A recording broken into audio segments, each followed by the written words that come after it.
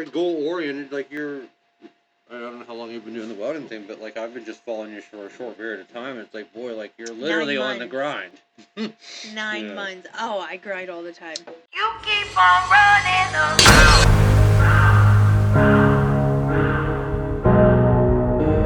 With other women in town.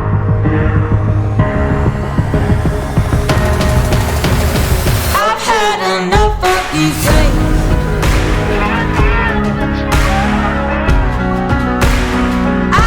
I'm telling you where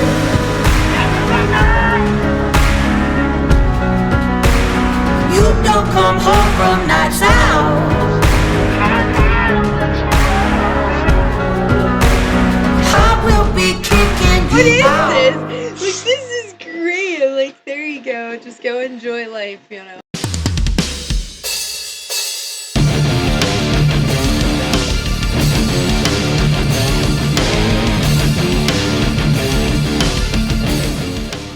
I had a phase, some would call it a hipster thing, but I don't like that. But I had a handlebar mustache. My hair was almost as long as yours, about 17 or 18 inches of fucking hair. And I was destined, I hate to say even to find a top hat. I needed a top hat to find me. Like a top hat. A real top hat. Like a real one. I could just buy one off of Amazon, whatever, but I wanted an authentic one. So I just ended up in this little antique shop in Clarion. Okay. And I happened to see a top hat, and I put it on, and it was an absolute perfect fit. It was made for my head. This was made I'm for like, you. I said I'm not even gonna ask. Trumpets play when you put it on. I'm gonna ask how much it cost. I don't even care. This hat is my hat. It's, you know, it was a couple $100. I told a very few people, how much it really was. But yeah, a couple $100, worth it. I still have it, obviously. It was a great investment. But anyway, so I did some research, obviously looking at the inside label and all this stuff. So this top hat is from 1886, made in Paris, France, and it's beaver pelt. And from what I could understood is that these hats were given away as part of an award. I couldn't find much more about it. Like whatever the shit was going on in London in 1886 or whatever, or Paris, France or whatever, this was part of an award that they would give away, and the hat came with it. And it was actually pretty decent shape. Luna's been the culprit of kind of messing it up the last couple years, because in the van she would like rub against it. Of course, it's beaver pelt. Like she knows that's animal fucking fur. She can't fight it. Like it's instinct. She's all over it. She'll get in it and out it, climbing on it. I'm like, oh my god. And the lady, I found some hardship at one point in time, and I took it to like a pawn shop, like an antique place. Oh no. And this lady is like freaking out. She's like, I can't believe that you don't have this thing in a bag. Like, why are you even touching it? I'm like, lady, I wore it in. Like, what do you mean I wear this thing on a fucking 4 or 5 day basis? What do you mean it should have a bag on it? She's like, this thing is in such good condition. It's so old. I couldn't even offer you what it's worth. Like, it wouldn't even be fair to you for me to purchase this off of you. I'm like, but I need the money. She's like, I would have to undersell you so much. She's like, I couldn't do it. So I'm stuck with it. I decided I'll just keep it. It's part of me, and I've had it for a long time. But it's, like I said, it's worsened a little bit in condition, but the structure of it is absolutely perfect. There's no rips or tears in it. Like there's integrity. Oh yeah, I should put it in like a glass case or something. She is right, but I bought it to wear it, and I bought it to enjoy it. So it's like, it's cool to think about who wore this thing around in the 1900s. You're like, oh my goodness, over in France. Big old mustaches. Just the whole thing that I was trying to embody. It's like it found me. I understand. I'm gonna go with glass case. Keep it in a glass case. Not wear the hat, right? So there's Barbies. Like there's like Barbies. So like we get these Barbies as little girls. I really want to play with them. You can't play with them. No. Okay. Not in my home. We open up the Barbie dolls. And this is what led to her becoming a welder. She wasn't allowed to play with the Barbies. She had to go out and fuse metal together, damn it. No, it's a thing. It's a thing in the world. Like, you're like, oh, we have to save these Barbies because, like, they're I'm doing it right now. I'm saving all kinds of stupid shit. Listen what I just acquired. But, like... Oh, the welding is so cool. I cannot even believe, like, I can just, like, my hands are certified. I mean, I can't believe it either when I look at you, but I know that you do it because I watch you do it on a daily basis, and I love that you share it so much because I hope that you feel as badass as we kind of talked about on our walk. It's been a long road. Like I feel like I need to share, and I need to just need to. Knowledge is power, and I'd love to well, share and who knows? more It sounds like, well, and fuck. gather more information. I didn't think I could be a welder because I'm a chick. I didn't think I could be a welder. Right? Honestly, I was a little skeptical at first, but not at first when I started. Not at first when I signed up. I just was like, I'm becoming a welder. I didn't even think anything. I paid a fee, and had to gather some paperwork, and then I was accepted. Only until I started school, and then I was like, whoa, this is interesting. This is crazy. There's a lot of different aspects to it that I'm just proud of myself that I stuck through my entire year. I had every obstacle, anything and everything tried to stand in my way from climbing my mountain. But life is all about peaks and valleys. It's all a mountain, yeah. It's all a peak as soon as you're up, and then you're down. It's the only way to go when you're up. That's the stupid thing about it. When you're up, it's the greatest thing ever. You can't just keep going more up. It doesn't work that way. Unfortunately, it's not the way the world's fucking sloped. It's a balance. It's all of it. It's well, and if you're always up, that's like the yin yang is one color. It's just a fucking white circle. You got to have both sides of it to appreciate both sides of it. Because again, when you're all the way up, you have no idea that other side even exists. Well, then you can't even appreciate what you have. Yeah. But once you are aware that you climb your mountain and then you're on it, you can enjoy it much better. You enjoy the view. And then even then when you're in your valley, you know about the view, so you climb it again. Yeah, it makes it worth it every time. Every time. I'm going to do an official intro. So let me just verify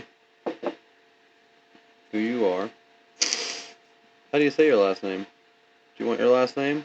Yeah, Melissa Mulligan. Mulligan, okay, that's what I thought. I always think of Mike Mulligan, and the steam shovel was my favorite thing as a kid. It's a book about a guy who ran a steam shovel. That's, construction industrial. No, thank you for informing me. I have Mike Mulligan and the steam shovel. I'll plug it in. It's actually a really, really good book. And it's all about industrial. They just keep digging and digging and digging, and oh fuck, we removed all of this earth. Now all the earth is gone. Mind blowing. I have no knowledge of this book. I have none. I seriously have no knowledge of this. Classic. What number is this, 17. Sir? What is the number? Give me the goddamn number. What's the Dumb and Dumber. You know about Dumb and Dumber? Yes. Yeah. He's at the gas pump. Thank you. I'm gonna give you my number. Let me find the. Great. I have one in here. So number's 555-905. Wait a minute, that's my old number. That is so weird how your mind just goes blank. For God's sake, just give me the damn number! On fire. Just give me the goddamn number! Well, if you're gonna be rude, never mind. Oh, that was intense for him. You can't laugh the way that you do, or you can't laugh now at the things that you could back then. Look at all the stuff that has been off the table. There was Billy Madison, right? So, I found the movie in thrifting, and I was like, oh, I have to buy this. And VHS or DVD? A DVD. Yeah. And I needed to inform my daughter, and I fast forward through some of the parts, but I wanted her to show her what school looked like. Oh, interesting. Yeah. I let her watch some parts of Billy Madison censored for educational purposes.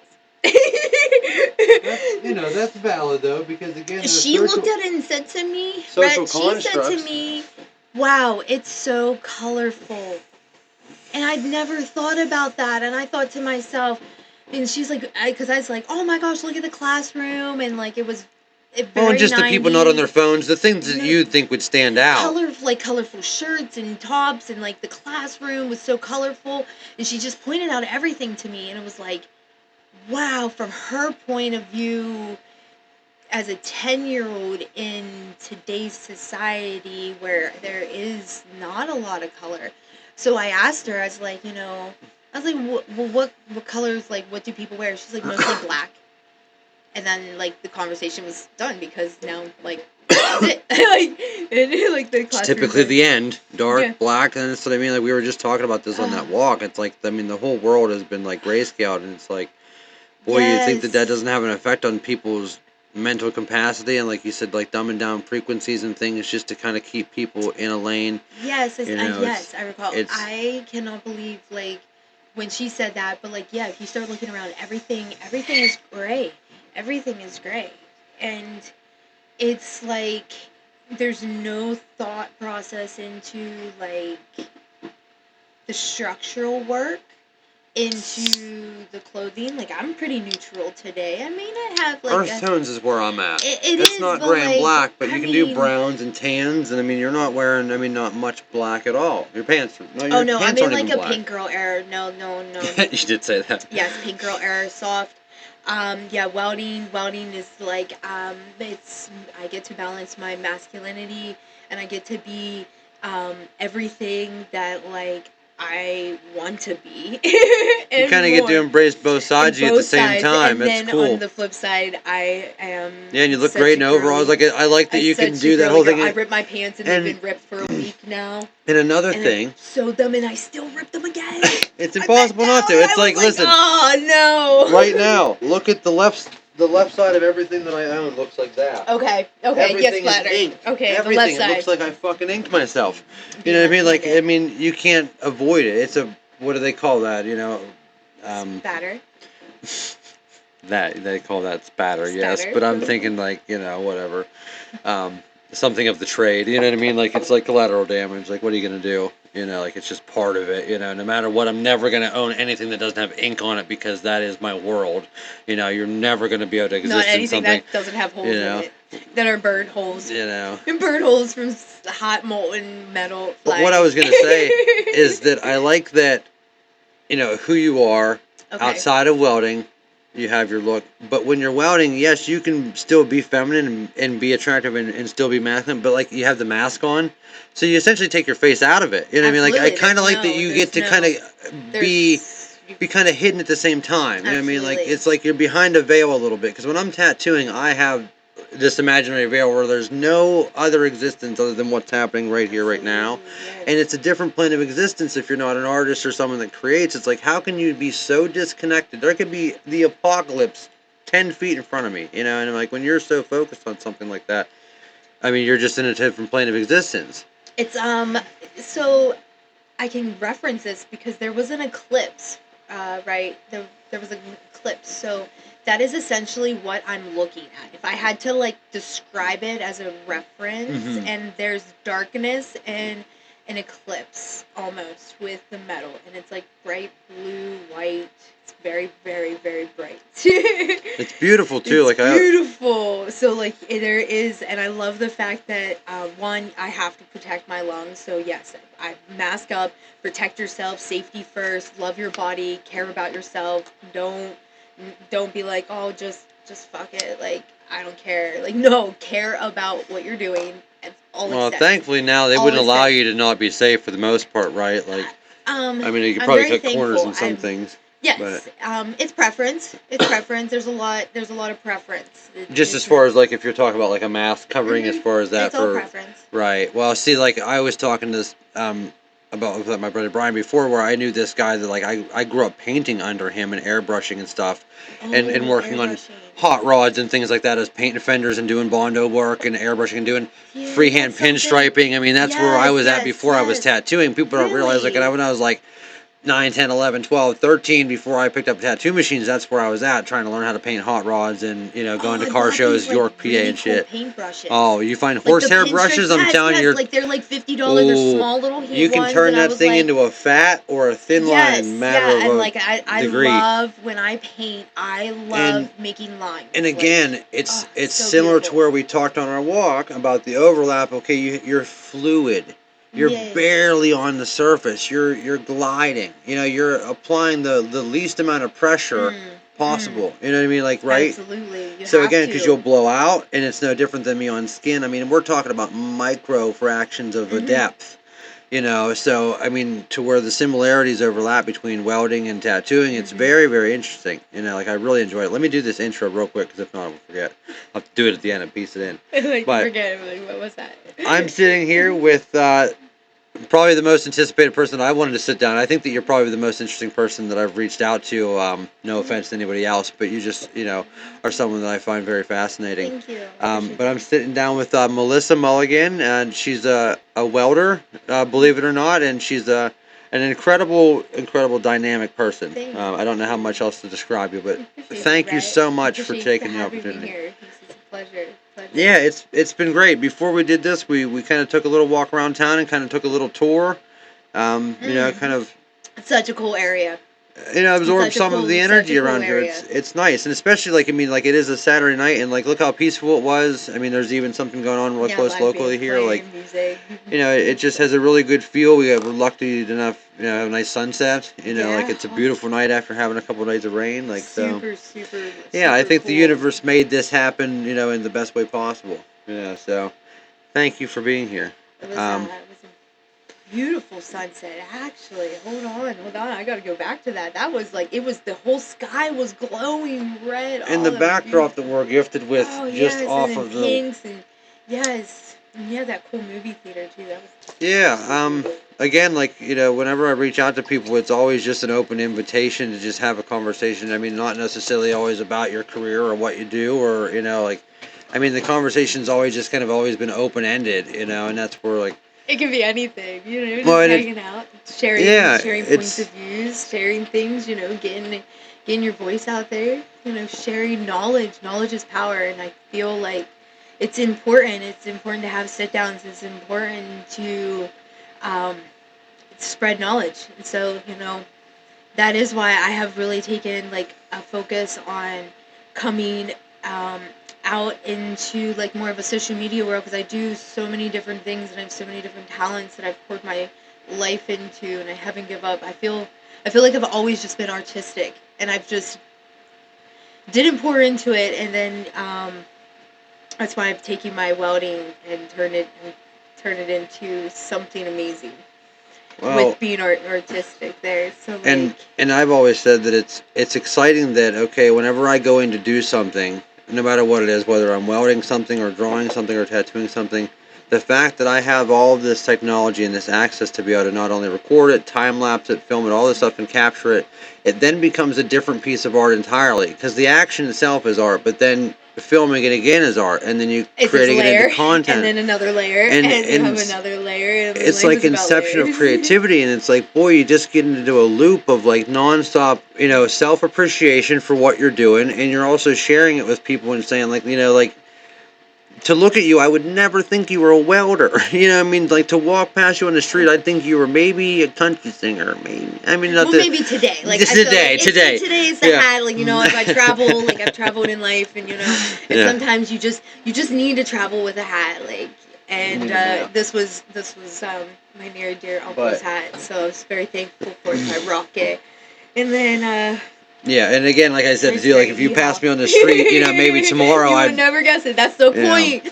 That is exactly why I feel like, you know, I've done so many things. I've done so many different things. At one point, you know, I can manage places. I take care of animals, stocking, cooking, all the things. Well, and then I decided, you know, I do have like a little art side gig that I appreciate, but then I wanted to level up and create, have certified hands, and that was where I was at in my life. I wanted my hands to be certified, so. Well, there's something to be said about being considered a professional at something, you know, because I mean, there's a million painters, and granted, there's even a million tattoo artists, but to be respected in a field like that, you know, and again, to kind of be someone that's really out of the box and not someone that walks in there every day and to say, hey, listen, like, I can hold my own. This is something that I didn't even know if I could do. And, you know, and I love it. You face that every day. It's like, boy, every day walking out of there, like, I see it on your social media. You're like, I'm making the coolest things, and I just am getting started. Like, I'm so excited for that. I mean, like, right now it's hinges, but I mean, like, you never know. Like, I mean, like,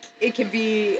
I'm sure you've maybe it was before you ever considered yourself ever to be even capable of being a fabricator. But I know that, like, I walked through, cities and seen sculptures and pieces of, that Absolutely. people have made out of metal and Yes, shit, absolutely, just yes. fabricated art, and it's like, boy, never really thought about creating in that way. Like, like right now your application is in industrial almost, Yeah. but you're going to be able to take this, like I said, you'll start playing around with torches and figure out how to cut and process played different with things. torches. And oh no, yeah, I like- could watch that slag rip off all day. Oh, people the don't patience I understand. have, all the patience. Well, and Well, also it stems too. I feel like my whole life I've always had an attraction to like metal. It was really cool growing up. I have a view of the town that I'm from, and it's the scenescape that I looked out upon. So it was great growing up, and I had a Parkside metal sliding board in my yard.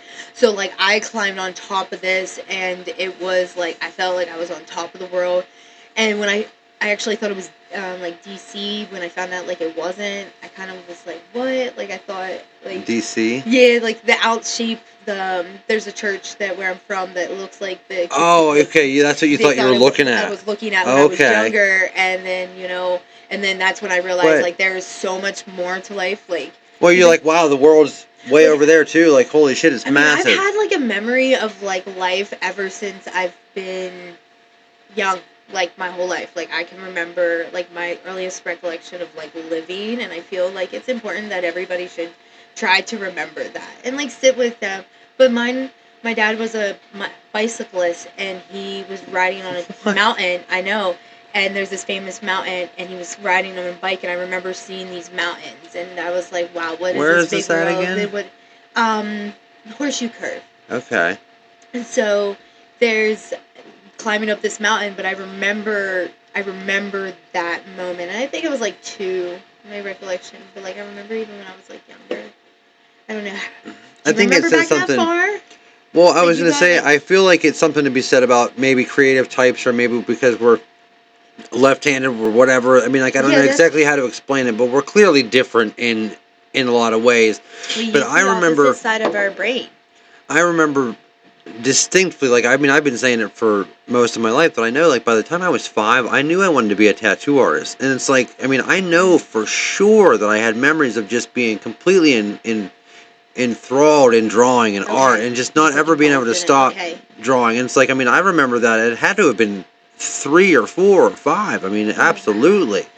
Like, I mean, it's just distinct memories, and I think it's because I have such strong attachment to the stuff that I was creating. I mean, like, I know I was like different, and I'm like, boy, I don't have any interest in like, fucking talking to anybody. Like, I mean, I don't care who's sitting next to me. I am so stuck in what I'm doing with this, and I'm just pouring everything trying to sort all of this out, like what all of this is. And it's just a lot. It's beautiful though. It's so wild to think that, like, I mean, of a lifetime of just like mind vomit onto, just like, I mean, everything that I've ever thought and processed has been essentially expressed in art in some form or way, like I said, between photography or creating and drawing or whatever. And like you said, you go through these phases where it's like, you realize really how important that is, and like how so many people don't have that, because it's not just about art, it's a different appreciation for all things, and like how things start and how things are created. I mean, like the way that you look at a tree or a plant, or I mean, just everything in the universe is like not rushing. No. There needs to be no rat Well, race. and that's There's the a thing, rat too, race that's like the you gotta appreciation go, of the process, like slow down. and I think that so many people, especially nowadays with the way that things are tailored to society, is that everybody just wants the instant gratification, and nobody wants to really enjoy the work that goes into becoming what everybody wants to be. It's like, if you don't enjoy the work, you're going to have a very, very hard time, because you don't really get anywhere without really putting in hard effort and getting no the work's results. Never done. And I've said this all the time. I've never finished a tattoo in my life. Never done. So why not enjoy it, and why not make the best out of it? Always. I don't ever want it to be done. Like, I don't ever want anything to be finished. It's like, I could do a tattoo on you right now, and within 10 minutes, I could think of how we could add on to it, build onto it. You could fucking attach another piece to it, screw another piece to it. It's like, I mean, the ball of creativity that exists inside of me has got a billion legs and hands and feet, and it's like, it's weird, because when you get with people that don't understand that mentality or that initiative, that, again, it's effortless. It's not like you can turn it off even. I've talked about this with a couple of people now. But it's like, with that, it's like, how do you live with that? If people don't understand it, it's like, it's a hard thing to express to somebody that doesn't exist in that realm. It's really a hard bridge to you gap. can only meet people where they're at. And yeah, that's a good fucking point. Holy shit. You really can only meet people where they're at. And, there's the people that see, there's the people that don't see, and then there's the people that won't see. Well, what are they looking with? What are they seeing with? They're not using their eyes, the veil, I'm going to go back to how, if you wouldn't look at me if I was welding and I have this veil on, but, in a hole, there's, a whole veil, that there's a lot of truth that's being misled, and, I just feel like in life, lift the veil, live life, do things differently, break up the monotony, if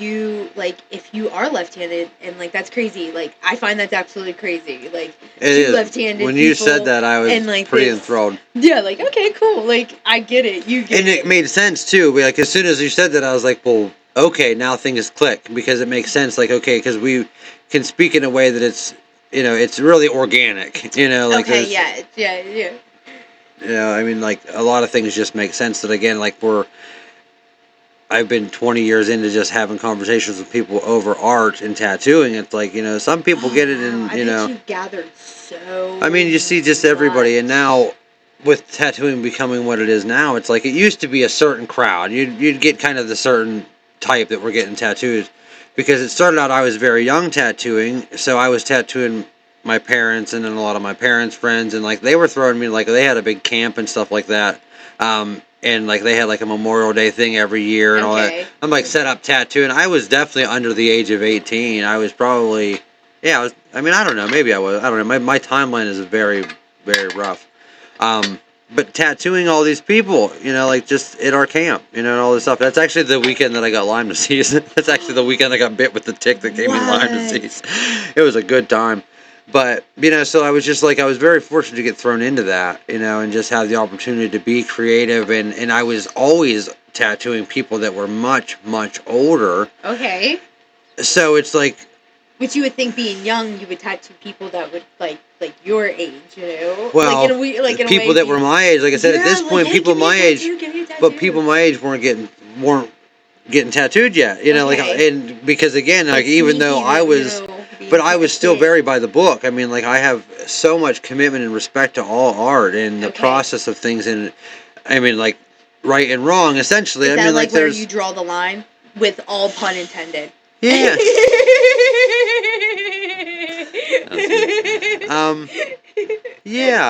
Only because, and it's not even because you could be any age, and I've met people that are in their 30s that are less mature than someone that's 16. Okay, so that is a number in a lot of ways, but what I've learned, knowing that I have a heightened sense of awareness in the way that things are through my outlet of creativity, and my parents were just so honest with me about the world.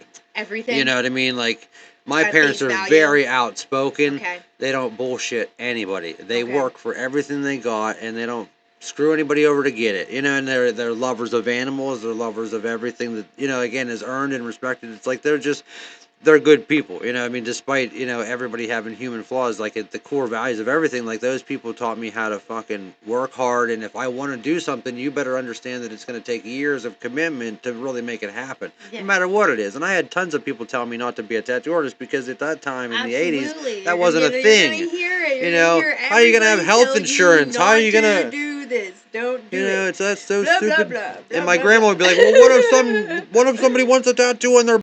I'm like, well, I would just do it. It's skin. What do you mean? And there I am, I had this heightened sense of awareness. I'm not thinking about her body. I'm not thinking about anything. I don't care about the anatomy, other than the fact that, I got to make this piece of artwork.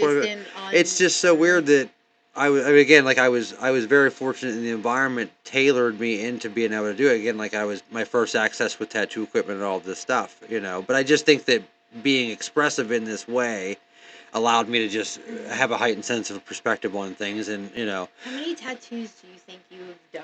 Oh my God! I ask myself this. This is my shower thoughts, or the 3 hours that I sleep, and then I'm How many feet of paper towels do I think that I have to use? Like, I hope that this is a simulation for the sense that I can get this data. And I'm like, come on, give me a printout.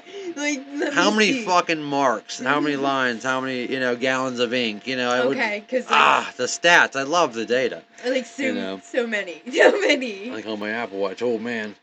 Especially because hours is what I would say. I mean, like people, how many bodies of I tattoo would be cool? Because what I've learned, and we kind of touched on this a little bit, is it's funny there was a long shift, and it took me a little bit to have this hindsight because there I was very young, 15 to 18. I was tattooing. Obviously, everybody that I was tattooing was over the age of 18 and beyond. My parents at that time were obviously in their 40s, so people that age and much older. I was tattooing old heads when I was like 15, so I'm talking to military veterans and people that have been through all walks of life. And the thing is, tattoo me. I'm a talker. Well, especially because like how gnarly is this? Like this fucking guy, this kid's gonna tattoo me. And of Like, course, that's my a cool dad's walking around like, check me out. he did. My boy did all of this. You know what I mean? Like so proud. Yeah, it's like absolutely, what child has a parent wearing their trophy? Sleeves. You know what I mean? Like he's been all over. Trophy. I love it. And like I said, this was essentially in my memory my first real opportunity to bond with my dad because I mean my dad's a woodsman. He's off the grid. At this time I was into photography and art and all this stuff. So we had this large disconnect. He loved my art, and my dad's actually an artist too. He can draw.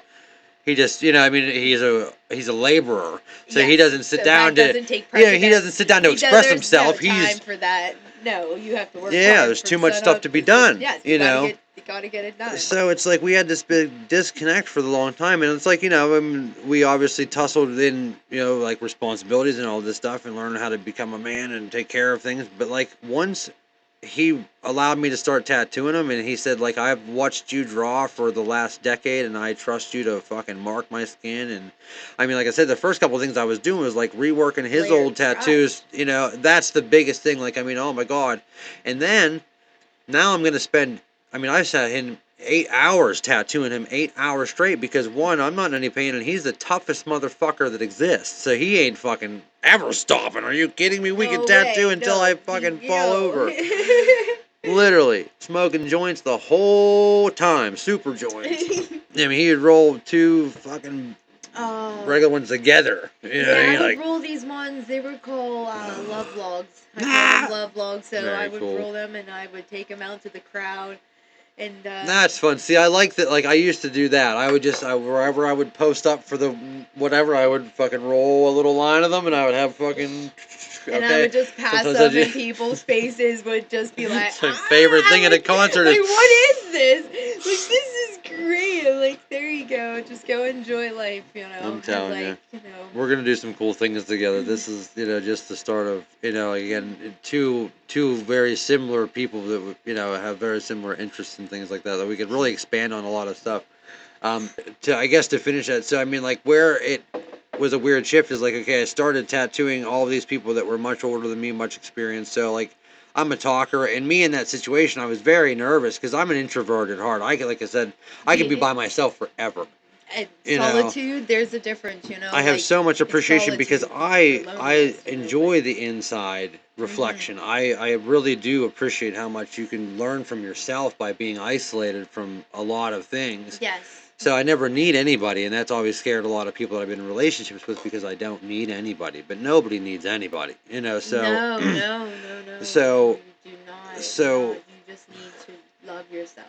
Yeah, it's like... You just need to love yourself. This forced me to be so close to people in the most intimate way, and also to be able to be able to gain their trust to the point where like, okay, listen, I'm going to take care of you for the next couple hours. I promise you that like my skill and my ability, my commitment is going to be able to produce what you want, because this isn't about me. This is about like I'm just here. That's amazing. It's just stupid that I'm the applicator sometimes. Like I mean, like not stupid, but I just mean like I take myself almost out of it completely because it isn't about me at any point of the road. Like I say it on a daily basis to almost every client that I encounter that like I might not ever see you ever again. We might not ever encounter each other ever again.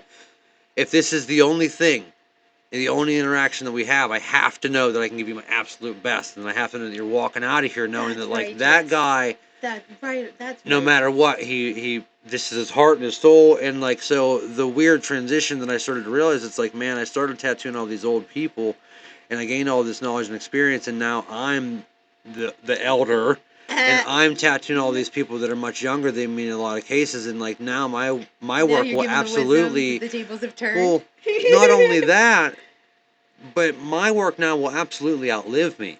You know what I mean? So now it's so much more important to know that every fucking drop of ink that I put into somebody's body will potentially be walking around much longer after I am. So that is the representation of me and my skill and my commitment to the craft. And that's not me personally at all. That's just to me and my commitment to the profession and the moral, whatever obligation that I have. And like I said, nobody fucking put my hand on a book and said you need to swear to an oath. But I took an oath whenever I started marking somebody permanently and changing their appearance for the rest of their life that I will not do it unless I know for sure that I can only improve their appearance in every aspect. And I've learned that, through opening up to people, and talking to people and being very vulnerable.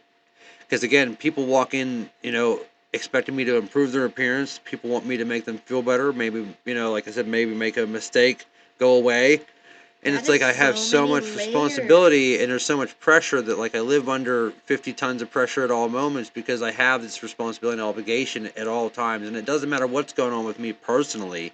That has nothing to do with that client or that piece. It can't. You can't carry that to them at all. It has nothing to do with them.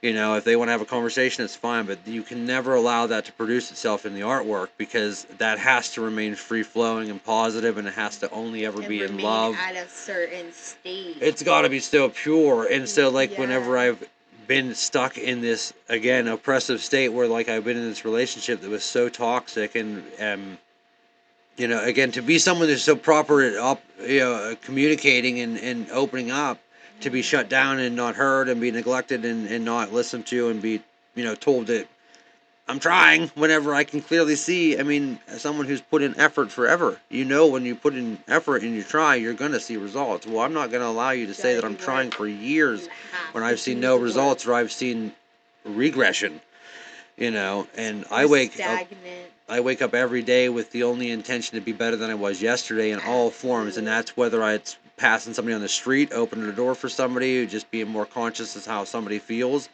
their perspective on who I am and what I'm giving them. It's like I am in constant reflection, and I try to put that out there. And that's why I'm like, man, I've gained so much experience and perspective in the art, and it's like, man, tattooing almost was just a fucking footnote to get here. You know what I mean? Because now the podcast is really the fucking substance, because now it's like we're really connecting and I'm not distracted by the art and I'm not at work. Yeah, you can focus on it's like, boy, now we're just sitting, because again, I can only talk so much during a tattoo because a large portion of my focus has to be disconnected from everything outside of the piece, so same thing, you put that helmet down, everything's gone. Melissa doesn't exist anymore. Oh, no, I have hands. That's it. I have a hot molten metal that is. Yeah, and you're just the applicator. I mean, you're essentially the vessel for that to happen. And if you're not in the right state of mind, in the right position to do that, it doesn't exist. It's a weird thing that we manifest things. Not just physically, but Your brain is a powerful tool, and that is what it is. It is a tool. It's designed to.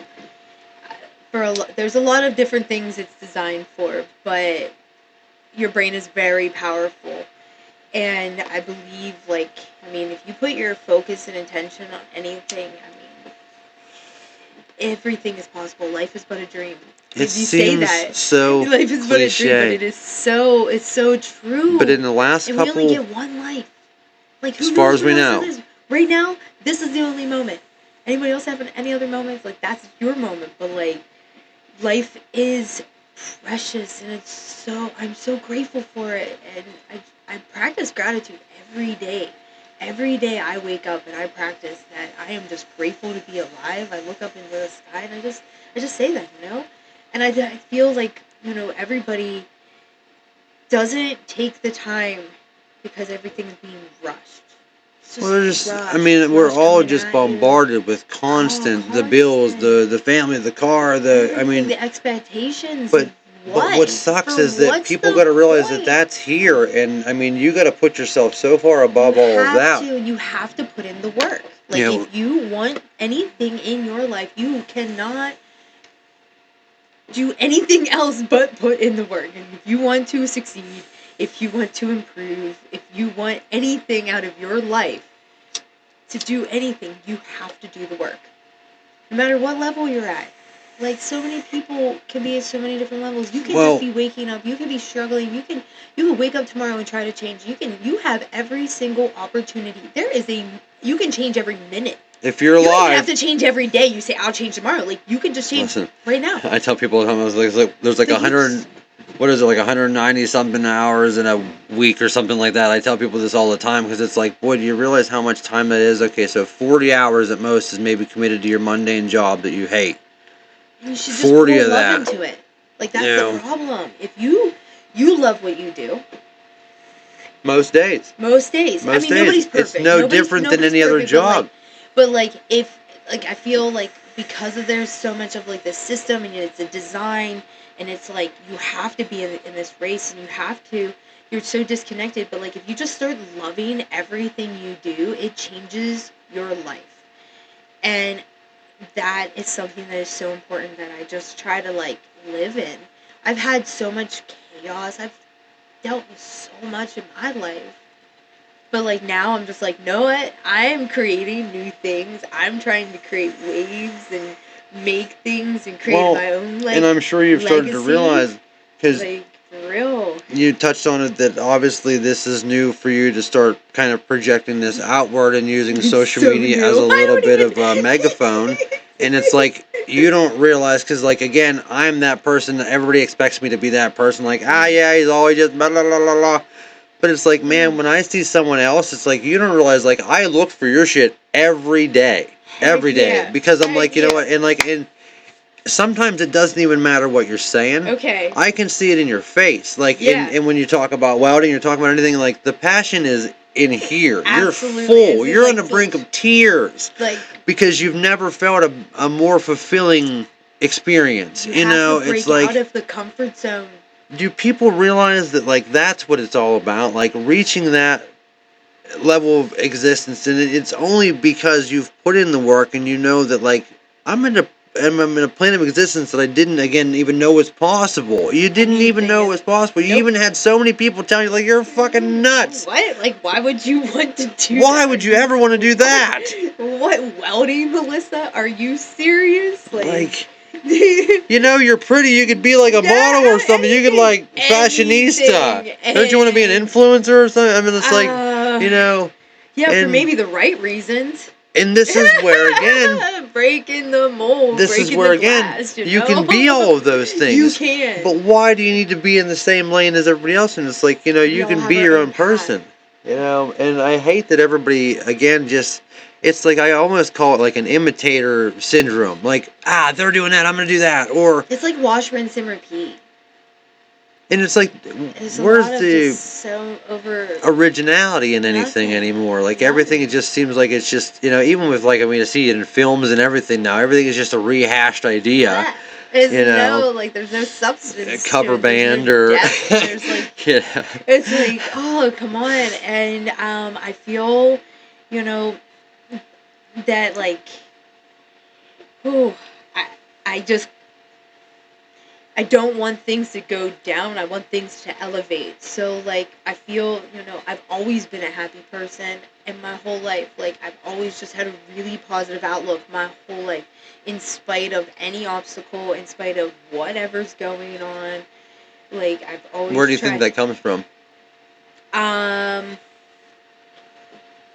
I feel like everyone has that. It's an inner light. I mean, probably. I mean, like, but like something sours it at some point. Because again, oh yeah, you can have darkness, but you gotta like sit with your darkness. You gotta like make a friend with it. It's interesting you say that. I mean, like if you're not content, my darkness is equal to like. Hence, that's why I decided to become a welder, so I can have the absolute perfect balance in my life. That like, there's my darkness. I'm gonna play with hot molten lava. Bang metal. It is kind of crazy. Sweat. You know? Yep. Like I get out if I have frustrated, but I'm not even frustrated. I'm loving what I'm doing. I'm laughing and smiling under my mask. I'm saying maybe some words, you know. And you're in your own world. I also encourage I'm totally in my own world, and it's great. That's how I am when I'm tattooing. It's like I'm having my own conversation here with myself. I'm having my own game with myself, like as I'm in this fluid producing state. in the fluid, and you're just producing. And it's coming from such a freeing state. So it's the only way I've been able to explain it is it's like I'm on like a different plane of existence. And then also what's weird too is like I've almost like never been able to like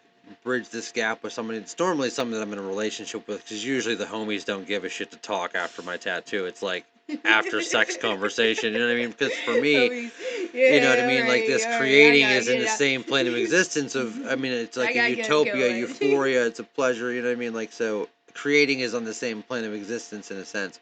So like when you come out of that state, like after a tattoo, I'm like, I don't exist in like, I can't fucking deal with all this normal shit right now. I'm like, what is this real world that I'm back into? Like the transition back in is like coming back from a fucking warp hole or wormhole or something. Like you have to like adjust your eyes, adjust your being, and the best part is like I've only been able to really experience it whenever I'm single. Okay. Obviously not in a relationship, or if I was been thankful enough to be in a relationship where you're not like forced to live together, because that's a thing too now. But like, where you have this isolation directly after, because again, like I mean, I've gotten, I don't want to say I rush people out, but when the job is done, you know what I mean. Like I'm ready for again. Now, like I need to like release and I'm gonna breathe now. I'm gonna reflect. So it's like after they're out of there, it's like boy, I would just. Oh, I lock the door and just like go in the back and just I need to just be by myself and sit in silence. Yes, it's the best. There's so much beauty in the silence. And it's like I can literally run through mentally every stroke of the fucking needle. I mean, like I can. I mean, it's almost like I now have learned that like I really love classical music for that sense, because it's very. Yeah, I mean, like you can paint music in a if I can fucking wear headphones while I'm tattooing, like noise canceling headphones, and listen to like Puccini. Okay. Oh my god, it's like being a conductor. I mean, like people, it's so hard to get somebody to understand where that plane of existence is, because I'm like, oh my lord, if you could, and like I can see in black and white is how my existence is when I'm in my tattoo mode. Yes. I am grayscale everything. Oh my lord, it's the most. It's like I mean, that's what I'd imagine. I mean, that's me, out of body experience. You know what I mean? It's the most fluid state that I can exist in, and it's like nobody has a body, nobody has. That's where like I hate where like, oh, you're tattooing her leg, you're right there. It's like I don't even know what a genitalia is right now. Please don't come into my space. Different. Like I'm like whoa, I got a bubble. And it's how I would imagine, or how I would hope that's death to me. I'm going right into that state, leaving the body, entering the soul, the spirit, the fluid state. Oh, finally, the weight. You know what I mean? Of carrying all this fucking bullshit, this stupid meat sack that's covered in my fucking symbols and shit. Like, yeah. It's a muscle that you have to use. Like you have to work it out. You have to work it. You have to like gain knowledge. You should constantly be researching, looking up things. Listen, I just been writing. Things. Like I said, I just been. Well, like just sometimes, unloading. If you can't think, you write, and if you can't, like. Yeah, I'm obviously very I'm very. So like touchy. Sometimes you read. Sometimes you need to read for your mind as a muscle, and writing is too.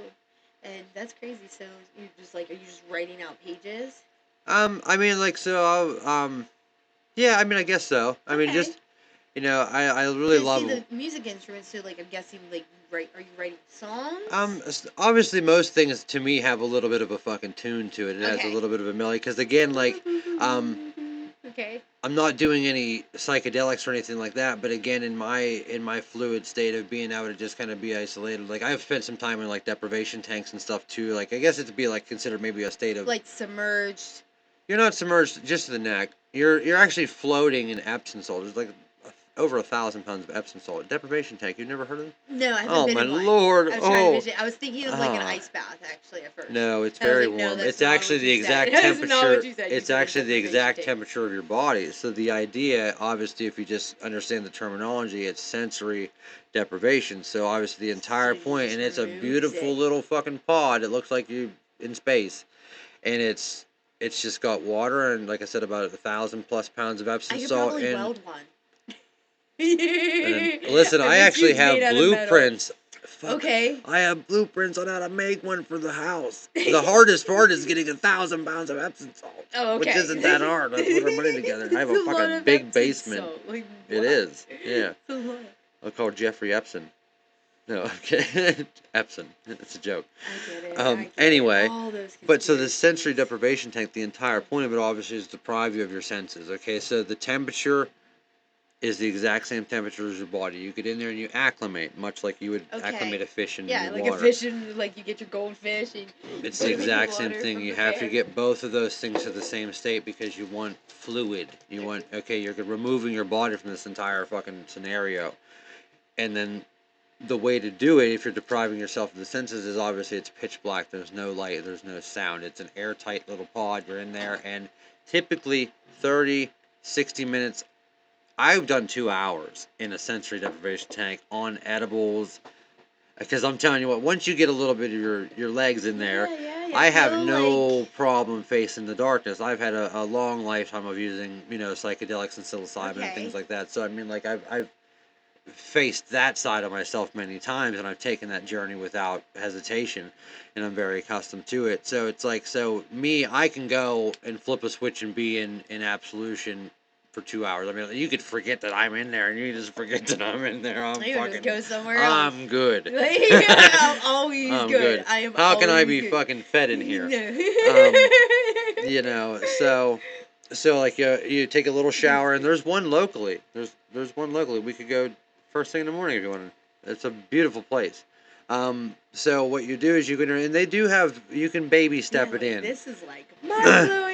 You can baby step it in. They'll clamshell the lid. They'll put like a little pool noodle in there if you just want a little like baby sliver. Step, no, I feel like as me as a person, like just like I gotta just give it to me. It's the only way to live life. Yeah, it's all or nothing. You know, You maybe can't like try tiptoe into the anything water. once, twice if you like it. Well, my first question is how many people have died doing this? Is it, I always weigh the risk versus reward. Okay, if I'm doing something that's truly going to benefit me, mind, body, and soul, what are the risks?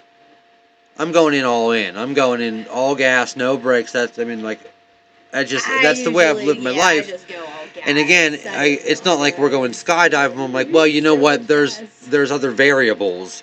I'm in a pod. I'm like, okay, well, you're not going to forget about me. I'm not going to get trapped in here. She's right out there. She's got a little intercom buzzer. She's there the whole time. You know what I mean? Like, but so you go in, you take a little pre-shower because you don't want to have any oils or anything like that. Yeah. You should do that anytime you go swimming. FYI. Well, anything that you do, anytime you go work into out, water, like anything, you should shower off before. You want to get the toxins and the oils and the dirt and the grime off of you anyway. So, obviously, prefer nude. Because if you have anything that you're wearing that's going to cause any kind of, you'll feel it. Like your idea is you have to not feel not anything. feel it. But again, people have limits. People have boundaries. So, I mean, like, again, how many people have been raped in one of these things? Okay, 3, my odds are pretty good. I think I can take you.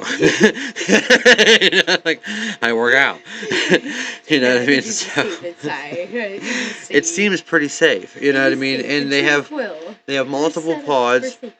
You don't do them with somebody. Like, people have asked, like, can I do it with somebody that would be bumping into each other? You'd be fucking No, I wouldn't think that at all. I think like an almost they have like separate this, rooms. Yeah, like a pod that you're like, which is cool because again, if we were in. like, we're like, hey, like once a month we're gonna get together, we're gonna do a podcast, or what I would like to do is because they have an infrared sauna, which is better than the steam sauna that I have downstairs. I have a steam sauna downstairs and a hot tub downstairs. Okay.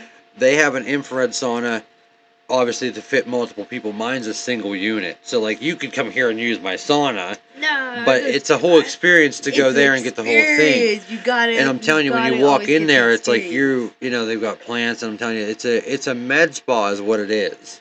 Okay. So it's a spa, but it has, I mean, these are doctors, and these are all medically approved processes and things. They also have Sophisticated and bougie, and They also have IV hydration. You can also go in there at any given time and get a B12 shot, which I think, those are things that, like, I think you can't get that daily. Like, the IV thing is like once a month you can do. The that's B12 shot, I strange. think that you can get so like strange to my a B12 mind. thing. But it's a whole thing that you could essentially create like a little regimen, like you say, like once a month I'm just gonna, Go into a focus on me. tank And like I said, we could split up, like we're gonna have a good conversation. We're gonna sit in the sauna for half an hour, and then we're gonna go do a pod. We separate. We go into our separate rooms and do a pod. Listen, And then we come up into a podcast where you have the most intuitive reflection of self, and this is where like the conversation or the art that you would create directly after having these experiences would be absolutely profound, and probably the most unfiltered versions of your creativity that you could experience. Because again, when you create an experience where you have complete detachment from everything, I mean just everything, you have to detach. Like if you ask me how I even run my simultaneously 5 lives, no, detachment. Like that is it. In life, you have to detach. And the separation of self. And again, to me, I always say it's like, taking the deck of cards, if that's you, I mean, lay them all out. You know what I mean? Like, here's the tattoo artist, the podcaster, the BMX rider, the photographer, you know what I mean? There's so many layers to who I am that even just before I even get to the core of my morals and what I really believe and all that shit, there's so many things that makes up a human being. And it's like, you really got to understand, like, boy, some people were just, you know what I mean? Like, we're not playing blackjack here. This is a long fucking form game. What are we playing? Canasta, maybe. Maybe we're playing Up and Down the River or something. I don't know many card games. I've only been incarcerated a few times. Not pickup either. It could be. Sometimes you need that. Like I've, a few times in my life, needed to just, whenever I closed down my first tattoo shop and I decided that I had so much, I've been demonized for using the word intimacy for the last 3 or 4 years of my life, because this girl. What is demonizing? Well, so if I would say that. Why is the word intimacy not allowed in your vocabulary? Very easy to explain. I'm glad you asked. I need to know this, because if you what I would explain, much like this is an intimate conversation, or that we're having, and like if I'm tattooing you, no matter if it's on your finger or your hand or your shoulder or your leg, it's an intimate experience. You know what I mean? Like, in most cases, you have came to me and you're sharing something, and it's a moment reason.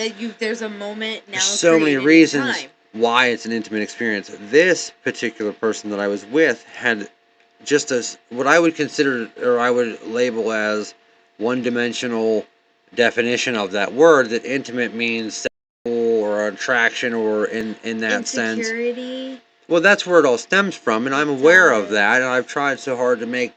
It's so hard to make other people aware. They're not ready to. They call it self-esteem for a reason. Somebody else can't fix that for you. That's something, again, takes, in most cases, isolation and reflection. Many of the things that we're talking about. Put in the work.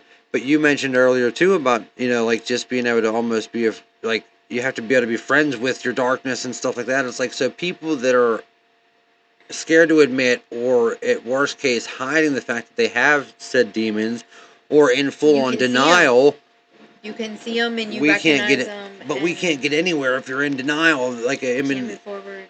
Do you know what the definition of root cause is? And do you understand how cause and effect worked? Where if I'm explaining to where, like, okay, this is where I'm at as a human being in this situation. This is the fucking situation we're existing in. This is why I'm feeling this way, and in complete denial. And there's nothing I can do. I mean, there's not much I can do. So I mean, like, I found myself almost enabling it because I was stuck in a loop. I was like, well, you refuse to leave, you refuse to hear me, you refuse to fucking want to progress. You do not want to be stuck in a loop. You got to get off. You have to take accountability. If you have actions and you play a part, and if the other person is unwilling to take accountability of their actions to not, prosper or inaction. That was my biggest thing. There's no action being taken. You're just riding the coattails of, and expecting me to kind of Well, I mean, not What's kind up of, with but that? Like, that's like a But- thing that happens way too often. And, you know, like, why? Like, it's so Interesting. powerful to, like, take your life back. It's so powerful that, It's like, my why? life. It's my life. Why would I not want to live my life? At take what it point back and, like, shouldn't I have had it? Why do I even have the opportunity to take it back? like, It's always been mine, and it should never have been in the possession of anybody else. no, take your power. Regardless if we're sharing space or a bed or in any timeline, you have to be two fucking whole people. That's what I don't understand. Like, have people to. are just ending up with people to fill gaps in their own. Fill the self. the voids within them that they refuse to sit down and do the inner work and maybe But that's say, where I was wrong. I acted that way. I treated that person this way. we You talked know, like, about in life. accountability on our walk, and that's where it boils down to. Like, You again, have to take accountability, whatever you do. but if you see accountability as an attack, again, we're making no progress. How can I tell you? Like, I have to be able to call you out, and it's not like it approaches It's not even everything. calling out. I know. I hate that I even use It's not that even term. calling out. No, like, I've been treated. Hold you I've been accountable. treated. Yeah, That's I've the only been really way to treated. describe it. Because again, like, I can look at things black and white on paper and say that, listen, like, if I'm This or that. contributing 150% of what's going into all of this, other than the fact that, like, you take care of a small portion of the house and the family, but I mean, like, the only thing is that was really weighing on me as far as the weight is the finances. We had taken on 3 times the amount as far as cost of living when we moved, and I funded all of this and was funding it before, during, and after, and it's Okay. like, boy, it almost cost me $10,000 just to move us, because we moved both places at the same time. New house, Woo. new shop. So first month's rent, security deposit, both that's places, a big hit. That's a all the big, utilities, yeah, that's, plus also to do this in a way which, thank God, I have the brain that I do, and that I have the way to navigate things the way that I do, and that I've been in business for myself for 20 years, because I was able to do this in a way that I say, listen, okay, we got to have this in place by this day, we got to have this in place by here, or else we're going to be totally fucked. To be able to transition everything without losing a day of business. I didn't stop tattooing at all, because if I would have stopped tattooing, well, then there goes the money. That's the money. I have to pay for a truck, and I got to pay for all the moving. I also got to buy everybody new shit, because now we've got a giant house. And I mean, to also not only have all the necessities, but make sure everybody's comfortable, because now everybody's being uprooted from what they've had as a home their whole life, far before I come into the picture. And I'm the one advocating, the only one advocating for moving into this new life in this new house. So everybody resisted me, because again, if you're in the mentality of that you don't want to ever change, you want to just stay comfort zone. Stop comfort. What do you want me to do? Because I'm a motherfucking plant. I'm going to the sky. You know what I mean? The sun's out and I'm growing every day. That's my fucking existence. If you want to just stay a little, I can't stress enough. Well, right, I can't stress enough that there is just, at the end of the day, people that just don't belong together. And whether you feel like you want to call it love, I would call it dependency after so long. Trauma bond. You know? I think some negative things, like, you feel comfortable with this person because there's actually a weird counteract of, like, some kind of negativity that I've come to learn. I don't know. I'd like to believe, like, I have a good heart. I always have good intentions. I always follow my heart. And, and I'm very, very caring. Sometimes to a fault. Like, it's like, well, a fault that, like... But you have to stay true to yourself. You have no fucking choice. Always. Like... You got one life. You got one life. And you do not want to live unhappy. You do not want to stay stuck. You do not want to stay where you're not appreciated. Like... I don't even like to say that. I don't even like to stay. People were so fearful of me when they get attached, because even that word there, like, you should never really be attached to someone. I mean, like, if we're sharing space and time, that doesn't necessarily mean you have to be attached to me. I mean, like, love isn't necessarily attachment. Love is like so many things. Well, and love also doesn't require understanding either. That's the problem. Like two people can completely be on totally different ends of the spectrum, and you can still love somebody. I'm not saying that nobody didn't love each other. Of course I loved her. That I wouldn't have put up with all of the trauma and all of the stuff that I went through if there wasn't love seated in it. But people change. And when you realize that people were going in a different direction, like, we're just going in a different direction. And maybe in that moment, honestly, I go and, like, okay, well, what's changing? And then I start reflecting and I try to go to the root inside of me, because there was a reflection inside of me that reflected to the other person that I might have, been seeing and dating. So there was a connection that says, okay, was this good inside of me, or do I need to heal and do I need to learn? Because, like, if you're putting up, and I gotta touch base, like, if you're putting up with somebody, that's not a relationship. Right. Like, there should just be love, encouragement, laughing. There should just be moments of quiet, and there should be no reason that you should ever ask why there is a moment of quiet. Ever. Like, somebody can just be quiet, and it is okay Did to we be talk quiet. about this? Maybe somebody else did. Like, is it maybe just because we are who we are? Do other people just have dead silence in here? Like, I mean, like, because my brain is constantly invoked in something to where, like, again, I can be so detached from what's happening, and it might look, I mean, just sitting here, and I might just be completely enthralled in thought, and, oh, what's wrong? I mean, like, I can't control what my face is doing, because I'm not in this existence right now. Like, I'm so in thought. So it's like, I will make all the faces. The definition I will make all the faces. Like, the listen, definition. My face will not maybe match my thoughts. Absolutely not. There's no way you can't see your face. I mean, you're not controlling your face. Your brain is doing its own thing. And it might not even match up to like you could tell me something shocking and I accidentally smile and I don't mean to, just because, like, that's just my face is doing. So yeah, it's just. But I want to answer the other thing that you asked me. Demonize just means that, okay, like, if I would say that would have ruined her, and that would have ruined our entire day. She wouldn't have said anything about it for maybe 2 or 3 days, but it would have brooded, like, oh, why did he say that tattoo with that girl or whatever was intimate? Oh my, like. Was it because because she would criticize me on the way that people would look at me. I'm like, how do you even catch, like, where people's eyes are at? You know how hard it would be, like, what are you looking at? Oh, like, okay, I mean. You're just like. Like, you're like the thought police. You're looking at, like, where other people are looking. You're criticizing people for what they're wearing coming in. Like, they made a conscious decision to wear that for some motive. It all goes back to the insecurity root. But again, it's like you're letting that infect the business. This is affecting a lot of different things in our personal life, and you're letting the personal insecurities drag into the business. I have let my own personal insecurities, like, I'll take accountability. I know just in my life, like, we're all not perfect, and I definitely have, had insecurities. Absolutely have as well. It's going to leak. But, like, I know that, like, looking back now, I'm glad that I can reflect on that and do better. Well, so, now like, you know better. And with people like that, you kind of, you gotta wish them well. You gotta forgive them for anything and everything. And I have this absolution in me, and she's like, you just gotta forgive she would see it as heartlessness, but I'm like, listen, like, I actually.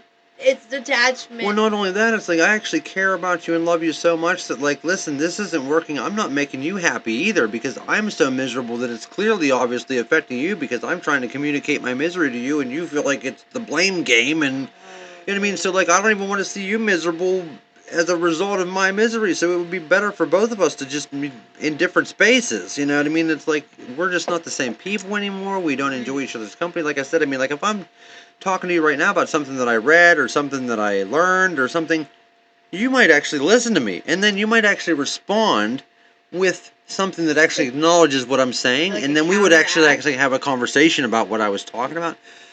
That seems so surreal to me, because for the last 3 years I haven't even just been able to get that kind of common ground. Like, I could say, oh my god, I read this study about fucking neurology today, and when in your relationship, she's like this the whole time. Oh, I'm listening. I can. But like, when in your relationship, if that's a long period of time, and like 4 years, I've been in relationships, and for a long period of time where it's not been cordial, I've been in good ones. Good choice of words. And absolutely, thank you. I feel like as you reflect, there is a point in your relationship that there was moments that you might have disregarded and you overlooked, and you said, "Oh, it's fine. Oh, it's fine." Making excuses. It's fine. For them. It's fine. It's okay. I just love him. I just adore him. I can overlook that. Yeah. I think comes a point, though, in relationships that we get into with other people and there's a connection, but there are other reasons, and you should look at those as well as the whole. And you should also just like take people at face value, and that's it. Be real. Well, do not let any kind of potential that you have in your mind, because it is a projection of yourself, because we are all mirrors and we reflect one another. Well, like we are all reflections. This is where like I'm so fucking stuck in fucking with this. It's weird. It's not cooperating. Yeah, I know, whatsoever. like at all. I don't It's know like how in swinging. the It fuck. like swung a completely I'm different about to way. just- That like. But it's crazy because I can't talk while I'm doing this because Nope. A moment of silence. Like I was gonna roll a joint, and then I was like, you know what? I'll just fix this a little bit, and now I've completely fucked it up. Don't fix what's not broken. It was fine the way it was. Yeah, I'm a sober person, actually. This joint smoking thing kind of like here. It's kind of like a little bit with trying to transition my life. I think because, it was my birthday on the 16th. And then I graduated the next day. So I've been like, I haven't drank. How serendipitous. You know what I mean? Like, 'cause I got myself a graduation present, birthday present, Should like I all ask what it was? same time. I did. I won another award. Oh, what? Only two other. There was me and another gentleman, and we won a excellent in a technical award. So for welding. tell me what that like. What I is have the? no idea. I was listening, but like I wasn't. But I was like, oh, a technical award. I was like, oh, that'd be cool. And I heard my name. Oh, I thought to myself, what? Like. But didn't you have to do something? I have to like email the school and check, like double check, like, hey, what did I do to earn this? It was just great. Like, there were 3 people and I was one of them. One gentleman earned all certifications, and the other was me and another gentleman for this technical award.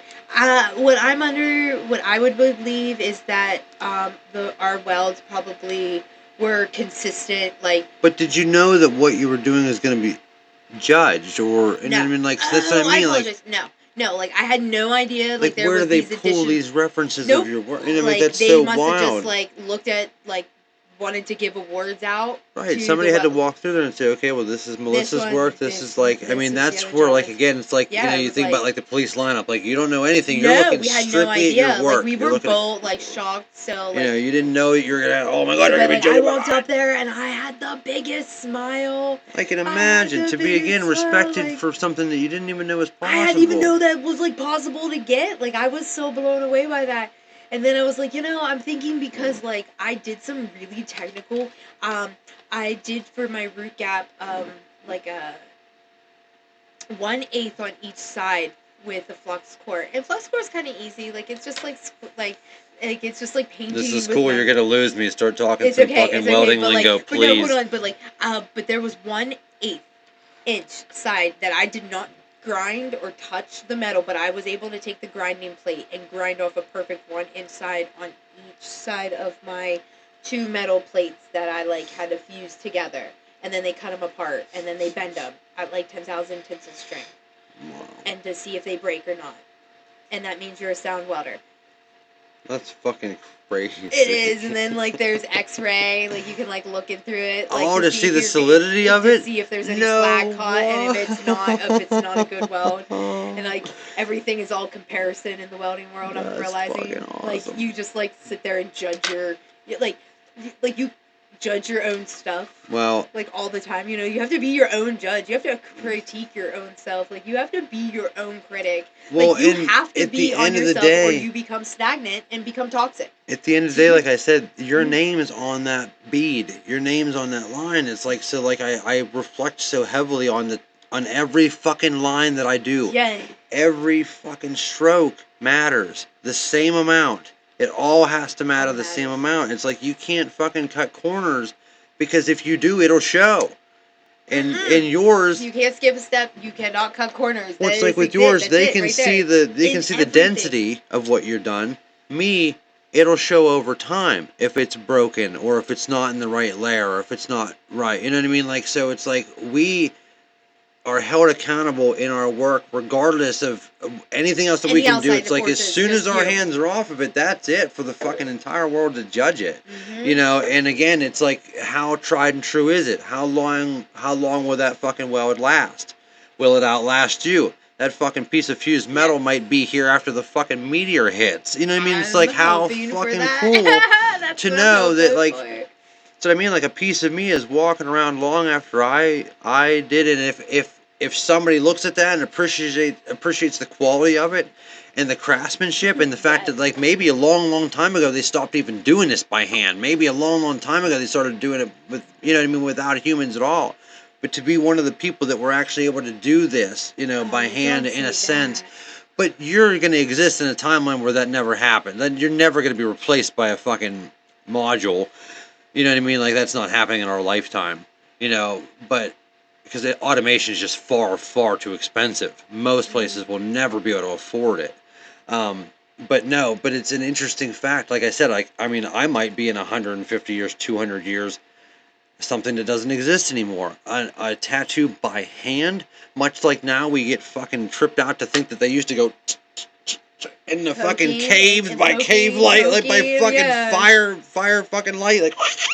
There's still techniques today. I mean, it's like, that's where we came from, and now we've got this vast fucking, this whole thing now, and it's like, so again, it might transition to the point where now it's not done so much by hand. It's a little bit more automated. And again, I see it every day to where, like, I mean, now I don't have to draw as much to produce some tattoos. I don't have to put as many hands on it. I mean, like, I find myself, it's almost like cringy whenever I find myself, because in my brain I'm skipping a step. Yes, it's easier, faster, and that's the whole point in designing it for productivity. But again, that's where we fucking fell into this fucking problem with our food and our healthcare and our fucking everything. Oh, well, you know what? To make it last on the shelf a little bit longer, we just do this and this. Well, now it's not safe to eat. Well, now we'll just add this. You just keep more layers of bullshit on top of it. Doesn't make it any better. You're honestly better to just stay rooted at the core of what really matters, you know, the tangible shit, you know, and that's where, like, I devil into the rabbit hole pretty deep, to where, like, okay, people are like, wow, there's no evidence of all these advanced civilizations that all these fucking nut jobs claim that there was. But it's like, if there was an advanced civilization far more advanced than what we are right now, how much of what you think that they're producing will be in a written, tangible, physical form? It would all be digital. It would all be something completely, like, maybe different. Frequencies. Maybe it would be sound waves. Maybe it would be telepathic, Neuralink. You wouldn't be writing things. You wouldn't even be texting things. You wouldn't be carving shit in stone like they did. So what evidence would there be if they either picked up and left or something cataclysm, you know, wiped it out? There'd be no record of it. All that would be left is what we've carved into the fucking stone and into the rock and into the, you know, it's like, that's all that would be left. That's the everlasting. That's the Somebody's going to remember our Facebook profile and shit. Evidence. But the fucking piece of metal that you welded together, like, that's you. I mean, fuck that social media profile and all those stupid, you know, all that, you know, like I said, just like, all the mindless stuff we put out. You're just hoping that maybe you can inspire somebody else to get out there and put something physical into the world. You know, like the social media, and again, people are like, oh, you're so vain. You want to be out there. But really, I just want to teach somebody something. I want to inspire somebody. And get up, get out motivate there, and do things. Don't matter. Stop on the side of the road. Do something weird. Who cares about anything? Well, nobody cares. My problem, nobody cares. And again, like, you just go and live it. Many to my fault is that I am in a position, again, I mean, like, tattooing has become a very popular thing, that I have the ability to fund many of my own ventures and dreams and aspirations and things, and that anybody that around me, and I'm telling you, I mean, anybody that spends real time with me will know, if you have an idea right now, I would drop everything that I have going on right now to fucking help you put that together. And I would offer up any piece of equipment, any bit of my skill, my knowledge, my experience. Please let me help you do whatever you think you might want to do, you know, and that might not, you know, like I said, it might not be something you're going to do today, but I could fucking lay you out a whole, I mean, anything that I can offer, you know, and I've always been that way, you know, and like, I've offered money, I've offered, again, like, equipment, I help my buddy Brian started put together his studio because, like, in me doing this, it inspired him to kind of want to start you're talking. like a helper, like you're a giver. It sounds like you're a giver. It's like, man, because if I inspire him to do it and then he's doing it, there's more people doing it. There's doing more things. I'm like, dude, imagine if we could talk studio to studio remotely. Like, you know what I mean? Like, you might not even have to even make the 4-hour drive come up. You can, like, hey, Studio B. Brian's in. It's so cool. What's the farthest somebody has traveled? That's a good question. I mean, there is no such thing as like a bad question, but there are good questions. I always strive to ask the best questions. I could be on hold, like with the utility companies, and I'm asking, or like if I'm like signing up for something, I'm asking them questions. They're like, "That's actually a really good question. I'm gonna write that down. Actually, and I'm gonna ask my supervisor just in case anybody comes across that." Like, I'm always that guy. Yeah, I'm like, I get that. Like totally. Like I have no experience in your field, but I have I want to know. It's the left. I think it's the left side brain. Mm-hmm. It's like, boy, like you have a keyhole that for some reason you can unlock somebody else's fucking box. Like, hey, did you ever think about that? Did you do this? Like, did you try it this way? And it's now like the treasure trove's open. You know, it's like, and I love to be that vacuum or that vessel. Giving, like, I feel like I give like the best advice, but like I seldomly, like, I used to not follow my own advice, but like I would always, you know, too busy strive to follow to like give the most helpful advice like I could like help, and one thing that I've learned though is that you just. What about the people that just refuse to take the advice? I mean, there's nothing you can do about that. Yeah, I know. That's you what leave them there, and you know it's you so hold hard. space. You hold space. That's it. You just hold space. You say, hey, you know, I might be here when I'm back. I might not. I might be here. I might not. I wish you well. I will see you on the other side when you see, you know, all love though. All love. Always love. Always love. It should always, everything in life should go back to the root of love. Everything is so disconnected Pure and intention. divided. It goes back to love. Like Again, everything you should do, every move, every thought, and you can create the most wonderful life. You can live in paradise. Beautiful, tranquil walk that we took. Mm-hmm. It's like, again, you don't love it. You don't own anything. You don't ever actually have any control over anything. Everything is chaos. It's always going to be there. Everything is everything and everything is nothing. Like, it's crazy. But there is always going to be something. Well, no matter what, like... Something only has power if you give it power, too. It's like, boy... focus on your attention. If it's the most horrible fucking thing I've ever experienced, I mean, and again, I mean, we live in maybe a different brain than a lot of people do. We have different experiences. Everybody perceives things differently. Do you know your blood type? I wish. I don't know how you even get that information. I don't know. Who do I call? I'll call someone right now. I, like, feel, though, like, people with, like, left-handed have, like, O-negative blood type. I'm O-negative. I feel O-positive all the time, though. I really do. That's great. That's great. I don't believe you. You're not a doctor. You're a fucking welder. Stay in your lane.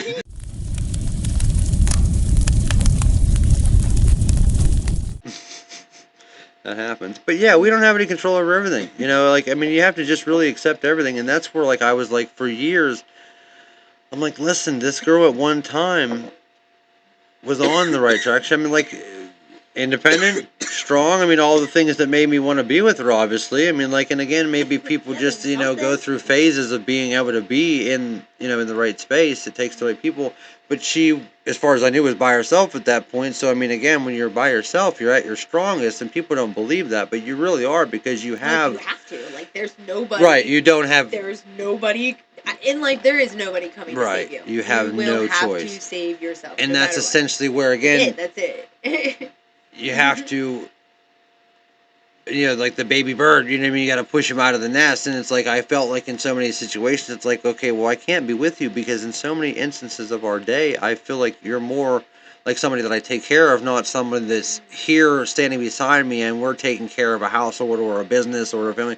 I have to also take care of you, and everything that you want to do, I have to be the one that puts it into action or fund it or tell you that it's possible. I mean, and I also have to keep myself together enough to be able to maintain everything, because it's like I'm struggling so much mentally, because I've always explained it to her, like, I mean, if I'm a sponge, which I believe I am, and I take in so much, and that's how I'm able to give so much. But there are points to where, like, if you're in a situation to where, like, she would be the one wringing me out, it's like, okay, you're not even allowing me to be replenished, but you just keep squeezing. It's like, well, at a point we reach, I have nothing left. I can't give if I have nothing left. Yeah, I'm you at can't pour from an empty 0%. cup. Like, I have been on fumes for quite a while now, and I have not been able to allow myself to recover. And it's unique because of the situation in my career. I'm not just stocking shelves. I'm not just mopping floors. I'm not just checking people out. You know what I mean? Like, I have such a high responsibility, and I carry such a weight, And which you work I'm... with the public. Like, that in itself, right there. Well, Like, it's like number one, you I work with took the all that public. on 20 years ago. You know what I mean? Like, I accepted that. But whenever you have a relationship that doesn't accept that and understand that, okay, this is who he is without me involved at all. This is the weight he carries all day, and I have to be here only to be able to support him and understand I'm going to help him carry some of that weight. Yeah.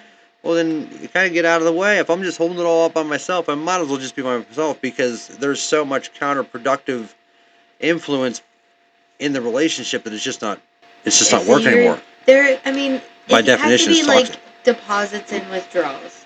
Like, you should make deposits, and it should be able to take withdrawals. And sometimes it might not be 50-50, but it can be 50-50 in other ways. That It could be 60-40, it could be fucking 70-30. yes, but like, you know, I mean, some days I like you know, 100-100, but yeah, but that's like, not all every day. It doesn't work that It should way. never even be split. It should just be like, coexisting and living life and being Again, kind of happy. fluid, the balance. You know what I mean? Yeah, You just, like honestly, men have a role and females have a role. Like, it's dangerous. Yes, like, we both have a different role, like, biologically in our genes, and to like need the balance. It needs to have balance in relationships. Well, and I hate to tell you, but you ladies asked for equality a long time ago. So, essentially, in 2025, it's like, well, I mean, I am the provider and happy to be that. I am absolutely happy to be that. But at the bare minimum, I mean, like, again, if I was saying, okay, well, as I even offered this in multiple instances, because again, I'm somebody, I look for every opportunity to make it work, especially because, again, I can be selfless in so many situations. It's like, well, listen, like, if I need this to be tailored to make it work better for you, that helps me. So it's like, okay, well, if right now, if you are unable to be employed and contribute financially, and you're just going to be focused on the household, the kids, and the finances, again, if I'm making the money, at least make sure that it's being distributed when and where it needs to be. Don't allow that to also be my responsibility, because I have to think about the beginning part of it, to where, like, okay, I know what is owed. I get the bills, they're all in my name. I know what is owed, so I know, okay, when I set out on my fucking journey today, I have to make this much, and I know that I put myself out there enough, because again, I have no control of who comes to get tattooed. They only come to get tattooed if I presented my fucking self and my work in the best way, and that I've given them a good experience, because it's not even about the tattoo in a lot of situations. Like, I've seen people get a bad tattoo and still have a good experience, not even from me, like, not from me, but like, about, like, the presentation, it's how you treat people, it's the environment that you bring them into, it's so you many know, different things. do they feel like they're heard and compensated? I mean, like, again, like, because if my experience couldn't, you know, I mean, like, produce, the best, at least I could say, hey, listen, this is where I'm at. We can work towards it. Because again, I've taken on many people that were very, very early in the career of tattooing. Yeah. You have to, with your client, have a layer of communication and say, hey, listen, this is where I'm at. I'm working a little bit outside of my skill level. This is the box that we're in. So, I mean, like, so, like, you have to be able to check yourself at the door, because it's, again, on skin. At the end of the day, it's like, they have to choose you. I don't have a say. I can't say, you know what, I'm going to tattoo that arm today. No, you're fucking not. How, you're even worth my time, worth my dollar. Like, they have to come to you. And I've always made a point to always work regular jobs throughout my career of being self-employed for 20 years. I've always worked. I've worked in plants. I've worked in blue collar situations. I've stacked lumber. I've worked in a hospice. I've worked as a DSP. I've worked at fucking Walmart stocking shelves. Yeah.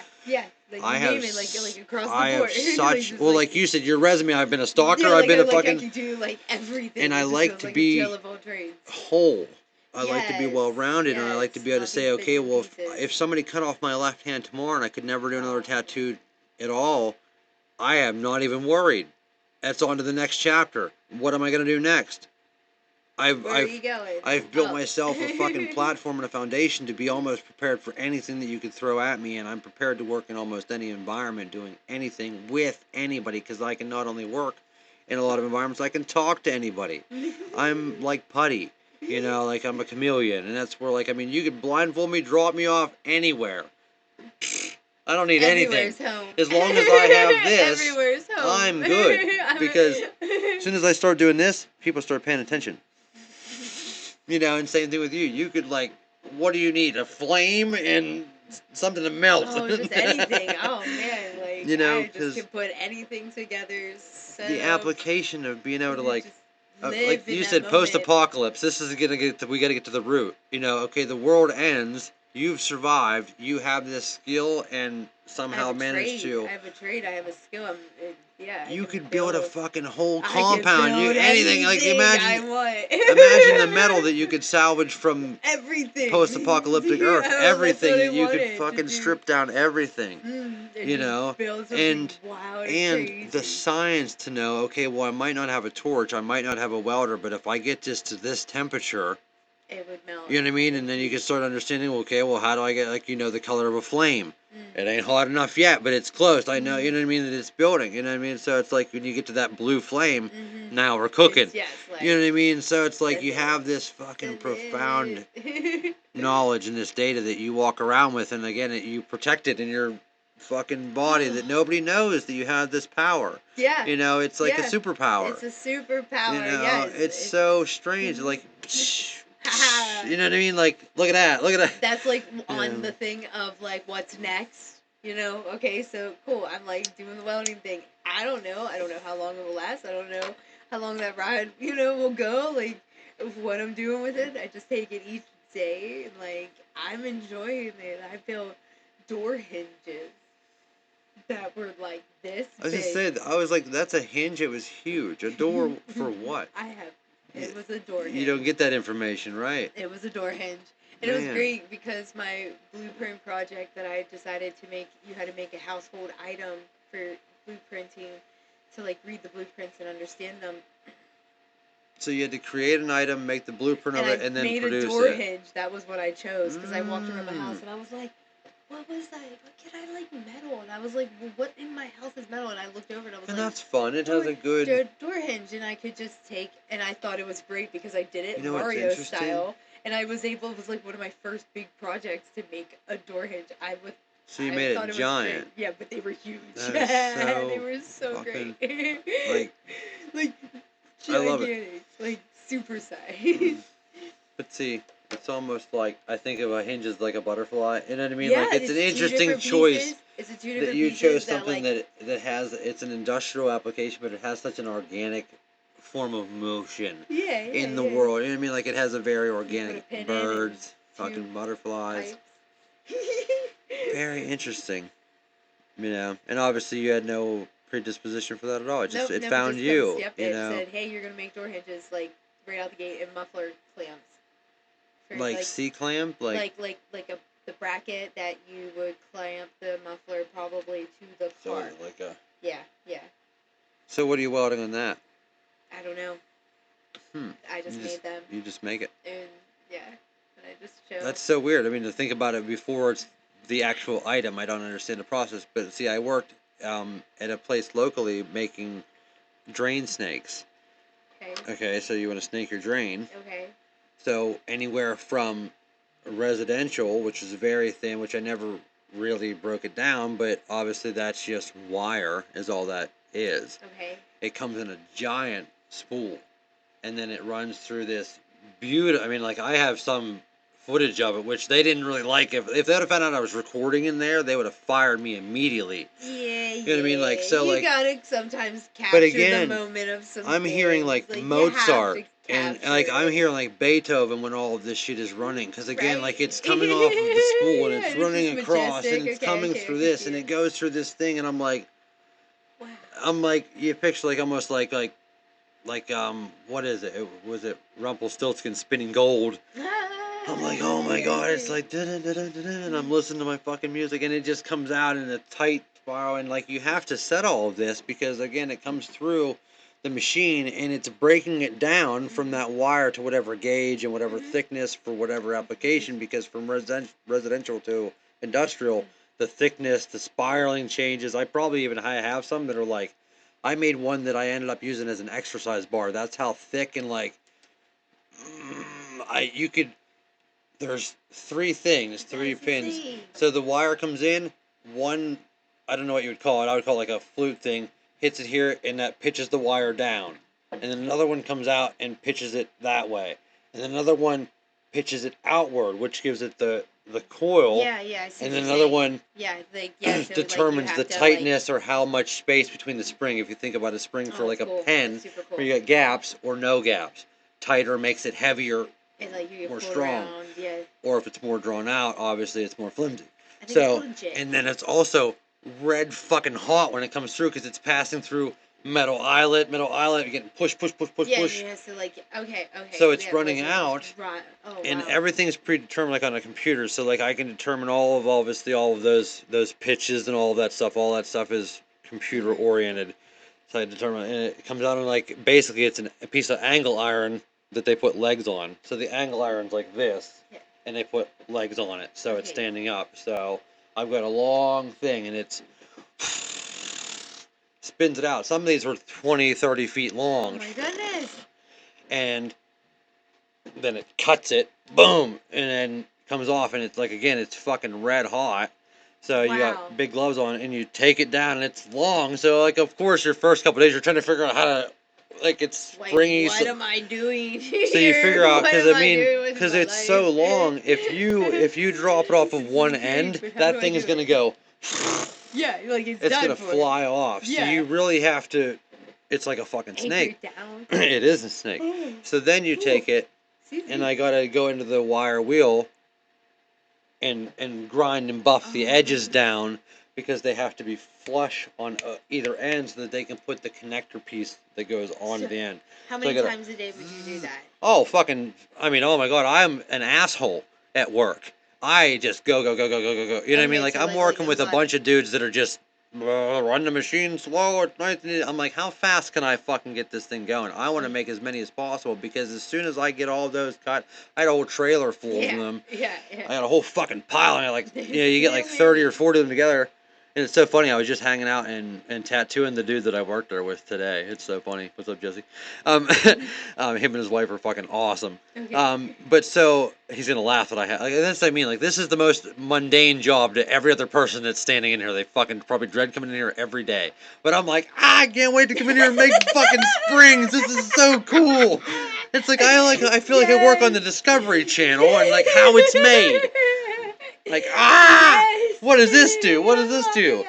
You know what I mean? Like, I'm kidding the candy store no matter where I'm at. Because, please, it's a whole new world. Teach me how, like, again, I'm making springs. This is so neat. You're going to shove this down your sink. So after I got a whole trailer full of them, I got them all buffed, because you got to buff them on both ends. So you do all one end, and then flip them. I mean, I guess, no, I wouldn't do that. That's probably how I started doing them. That's counterproductive. Buzz, it's a spring. You fucking, I don't know how I did it. I don't remember now. But either way, you got to buzz both ends of them. So then you got to take them on a trailer, which the trailer now weighs 500 fucking pounds, and I got to go get somebody else to help me fucking roll it. Because if it starts pitching one way, it's gone. Like, you can't stop it; it'll just roll over you. So then you take it to the kiln, and you got to lay them all back up in the kiln, and then they run through and they heat treat them. Whenever it comes back out, it's also red hot again. Well, then I got to grind it again. Because see, you got to measure it at every length, or every time it passes through. Obviously, when you heat it, it goes through a shrinking process. So, like, I mean, you have to compensate, like, how many loops of the spring you cut off each time to compensate for how long it's going to be at the end of the process, because it's gonna expand and contract as you You know, it's a fucking very interesting process, and I made them from all different lengths. So, like, on the ones that I enjoyed the most were the heaviest, absolute heaviest ones, the industrial ones. The ones that I experienced my first day of work, I had a very similar experience to you did with the wire wheel. Yeah. So this it's is on my belly, what they would call, it's a coiling machine. It coils wire, okay? So, on the small ones, the diameter of these things are very small, and it's so lightweight, it's almost like it's aluminum. It might even be aluminum wire, okay? Okay. So they're very tight, and they're so light that they bounce, obviously, because they're spinning at a higher rate. So fast. And they're hot as fuck. Hot, so hot. So they're bouncing, and if you run this thing, you get to the And with the machine where it's circle. warmed up. It's smooth sailing for the most part. Okay. But then, when you're least expecting it, one kicks off. And you obviously, the first thing you do is you run over and you hit the shut off. Okay. You shut the fucking Make machine sure off. Is the first thing you do. You like find where You is the don't option? grab a hold of the fucking thing and try to get it back on track. You go and No, shut the we machine gotta off. shut it, find the off, unplug. Somebody probably told me that 100 times before I started there. Maybe they didn't tell me at all. I don't really remember because it was traumatic when it happened. So anyway, like I went to grab it, and I tried to grab it up front. Why, I don't know, because it kicks off at the end. I think I knew it kicked off, and I knew I was going to the shut off, and I just got too close, and it caught my fucking shirt. And oh my god, like I said, first of all, they're just very small diameter, but they're probably 16 feet long. That thing got 3 foot long real short, because it just obviously, as soon as it caught a material, it's just non-stop spinning. oh my god, Up, and of up, course it on. was red hot. Yeah. It was all up in my shirt, and like I was working this thing by myself for the very first time since they'd hired me, because there's 2 of them that run simultaneously when you've got them running good and they're warmed up, and you just have to monitor it. Again, if it kicks off, you just go over and hit the shut off. It's really not very stressful, but I was very new. So like, it's all up in my fucking shirt. I'm getting fucking burnt, and I'm trying not to like, oh, like I'm waiting to get sucked into the machine. My nipple's on fire. So I finally shut the machine off, and I got, because again, you have to, there's manual operation and auto. So flip it to manual. I have to get this thing to cut so that I can detach myself from the machine. So I managed to get the manual fucking run and cut it. And I'm walking literally to the bathroom trying not to draw any attention to myself, but it's fucking long. I'm like, damn, all up in my shirt, ripped my fucking shirt all up. I was in the bathroom trying to detangle myself, and I just was like, well, fuck it. I can't stand in the bathroom. They're gonna wonder where I'm at, for one. I have to probably report what just happened. It was technically that was an incident, I think. Yep, that's an incident. I think by law that was an incident. Report it and just. But of course, as soon as I went to the boss, the fucking floor guy, do I need to fill out a report? No. No. You okay? Yeah, I'm fine. Don't do that again. You know what I mean? So like at the end of the day, it was fine, but it was super scary. It was like, probably first or second day on the job. You know what I mean? Like literally, like. But I'm not deterred very easily. I mean, like I know not to do that again. That shit's hot. Don't do it. Don't hang out. And now you get burned on a daily basis. And like I said, like when you're dealing with this stuff and moving it, you're gonna get burned every day. But I didn't have to learn how to like. I did this thing there because again, they're a spring company, Penelco Spring Company. So they had some small springs. Some days we don't need to run any more springs because again, I'm high productivity. So they got enough. So I go over and do this little thing. You have a little spring they got to pull out. They have a whole fucking bin of them that have been already filed and heat treated. I'm the tester now. So it's a little like 2-inch spring, and you put it into this thing, and you know what a hydraulic jack is, or a bottle jack, essentially. Okay, it's basically like that, and what it is to test the spring. 1, 2, 3. You give it 3 fucking squeezes. Okay. It passed. All right, it's and a good one. There's no automation. It's a foot pedal. 1, 2, 3. Next. 1, 2, 3. Next. I did it for 8 hours some days when there wasn't anything else to fucking manufacture, and it's like everybody else hates this. I love it. I switch legs. I'm getting a good workout. I'm like, man, this is actually 1, 2, 3. I was punching holes over and over again, like punching holes, and then like the metal gets bent, and then I welded so many PEM nuts that like you have to add the nut inside the hole, and you have to weld it, and it has to be welded on just enough that it fuses to the metal, but also doesn't melt the nut, and so that a bolt can screw into it. See, so your threshold is like There's a tolerance. tolerance. That's what the word is. Right, right. Yeah. Which, like, even working QC, I know that, like, 30 second. you can only get away with fragments of. Yeah, like a 30-second. It's crazy. You know, and that's what I mean. Like, that's where you have to exist, and you have to be able to achieve that all Like, the I'll time. do it over and over and over again. I don't Yeah. know how many. I feel like I punched like 400 holes. Like, you talk about like mass production. Like, there was 400, and then I bolted and put all these PEM nuts on, and then bolted them and made sure like they were good. And do you know the application of these, or is this still in, like... This is all new. This is all new. I'm just like fabricating, and Yeah. you show me the blueprint, show me what I'm making, and See, let me I go have at it, and I have now a I'm just, hard like, time, making like, what is make- this for? What does this do? The Yeah. other thing I made, like, it was like a belt cover, but it kind of looked like the Millennium Falcon the whole time I was making it, so I just kept Yeah, laughing at that's myself. fun. Yeah, yeah. Yeah, again, And there's then, always like, the something... metal isn't, like, going, and I have to, like, push on it, but, like, I have to, like, make sure it's welded, and it's aligned, and it's squared. Everything has to be square. Always squared. I never thought I'd be, like, the coolest squared person ever in my life now, so I'm totally squared. But, like, your angles and being able to appreciate, like, again, Yes, being squared. clean lines. Now, what kind of welding is this? Because I know there's obviously multiple kinds of welding. It's GMAW. It's gas metal arc welding. Arc welding. Well, no, arc welding is and that's SMAW. That's the stick, which I like to call an adult sparkler. It does appear that way. It is an adult sparkler. The first day I said, what is this? I had no idea. Like, I really didn't know much about welding, like, in its sense. And, like, just real fresh, and, like... So is yours I had to call it that. similar to the torch you would use? Does it just have that's brazing. Like, if you can use the oxy fuel torch, and, like, if you were just... You can weld that way, too, and, like, feed it in.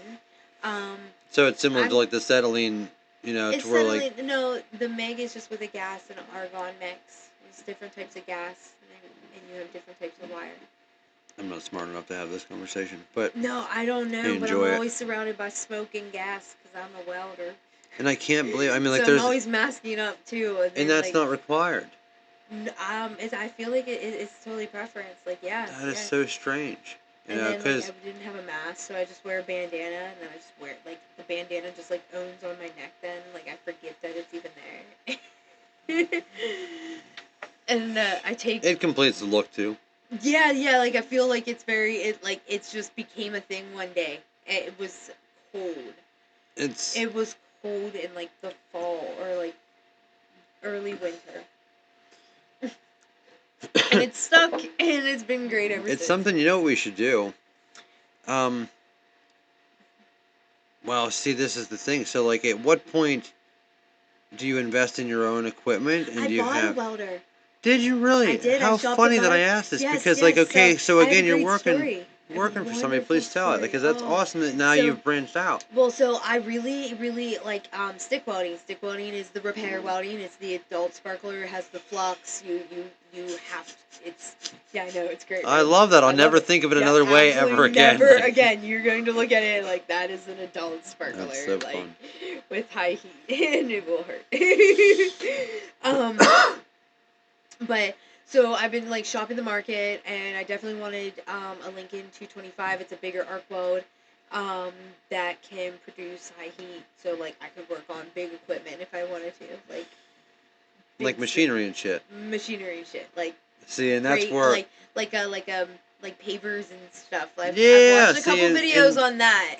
Just so curious, because like you'd use the fuel torch, my and fucking I love best it. friends, like in the logging and timber industry, and we just went out to like the timber show, and like just looking at all these massive pieces of equipment. Yeah, you need again, to fix like them too. Well, and like looking at again how somebody had to put this fucking thing together. Like, I mean, this is just a bunch of fucking metal put together. It's amazing, because I used to appreciate it in the other sense, towards the scrapyard. I was disassembling all of this Yeah, stuff, that and would be like cool, everything too. that I was looking at was a 3-foot section into making it a fucking processed piece of steel, and breaking everything back down to where then you could take it and make something completely brand new out of it. Totally different. Have you ever gone to just a scrapyard and just looked for stuff to play with? This Because is a again, whole new adventure. right. So this is where we would I like this would be a painted, day like, for I was us. just, like, painting You have your and own creating.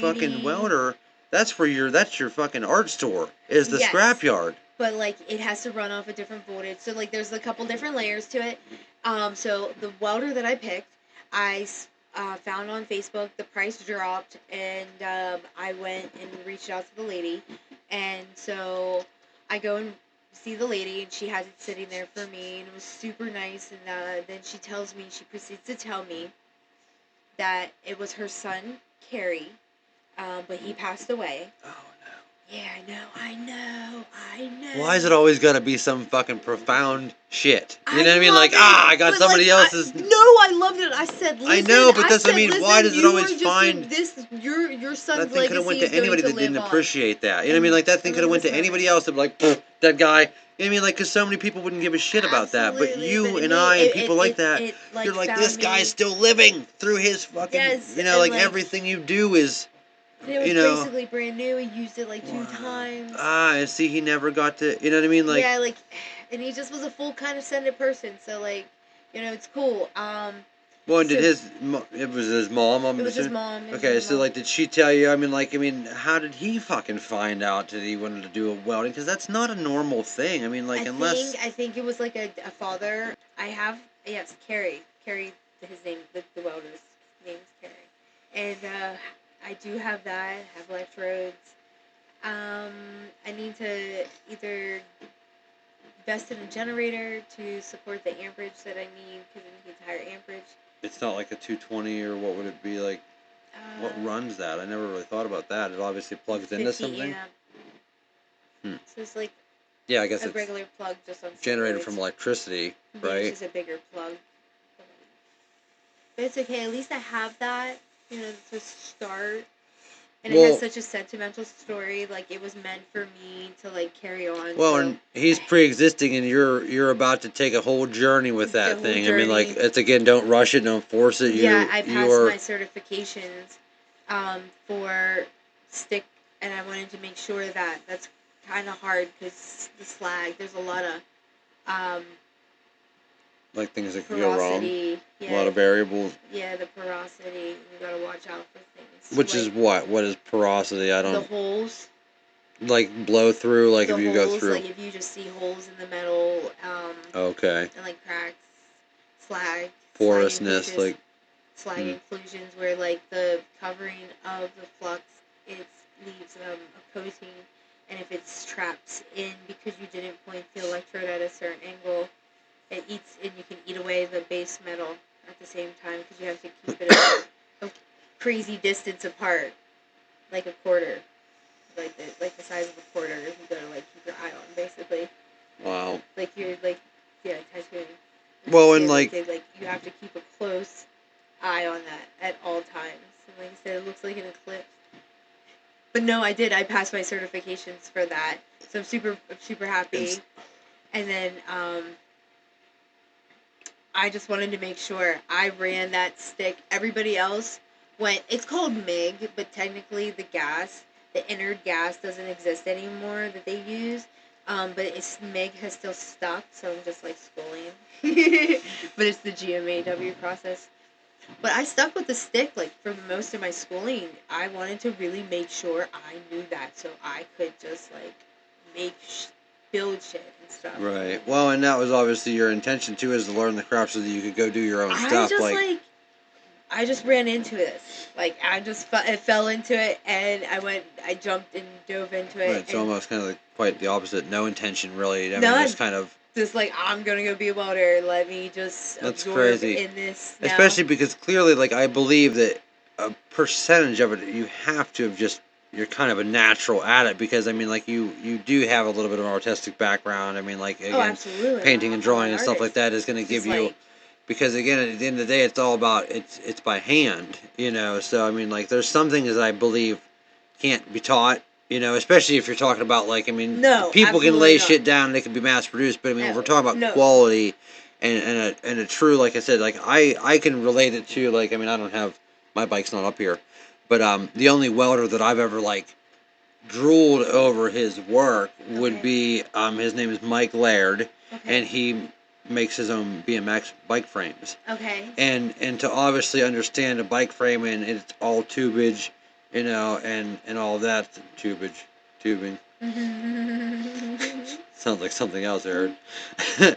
But to look at the quality in the welds and then the beads and stuff and how everything's connected together, and it's Yeah. like I can look at side by side comparison to other companies and every other bike, and his is done in a way that it's beautiful, not just two pieces of metal stuck together.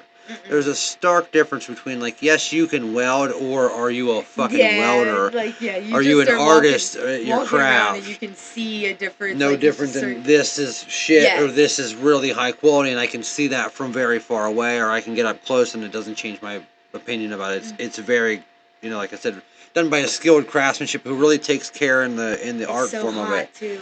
Oh, it's so hot. It's so That would be the hot. hardest transition. The It's bright so- light, the hot, the hood. I mean, but I don't know. these I are love adaptations. It, I guess. Like, you know, and like, I go in a whole different world. I suit up, and it's like, let me run. well, let it's me just run like, all I mean, these if you're roads. fucking put on the spacesuit, like I said about being an astronaut, like, okay, motherfucker, we're going to fucking space. Here we go. Yeah, they you do know, have like, masks too. Though. ready to Like, blast I can't wait. off. Like, they have cool masks that you could wear. That's like. Oh, fresh you air. wait. Yeah. Get me a Yeah. blank one. I'll make you a custom one. Because I used to airbrush and horsehair Yeah. paint, and Yeah, I mean, you were like, saying about the airbrush. and I got obviously the capabilities. I do vinyl and all kinds of stuff, vinyl wrapping and stuff. I've got plotters and all kinds of shit. I mean, we got literally the applications are endless. But yeah, I would be honored, you know, and of course free of charge, be honored to do you a custom fucking mask. Would be beautiful, you know, especially because there's so many different ways. I mean, even like I used to do like playing around with hydro dipping and everything to where like I can get a base layer and hydro dip. Okay. You know.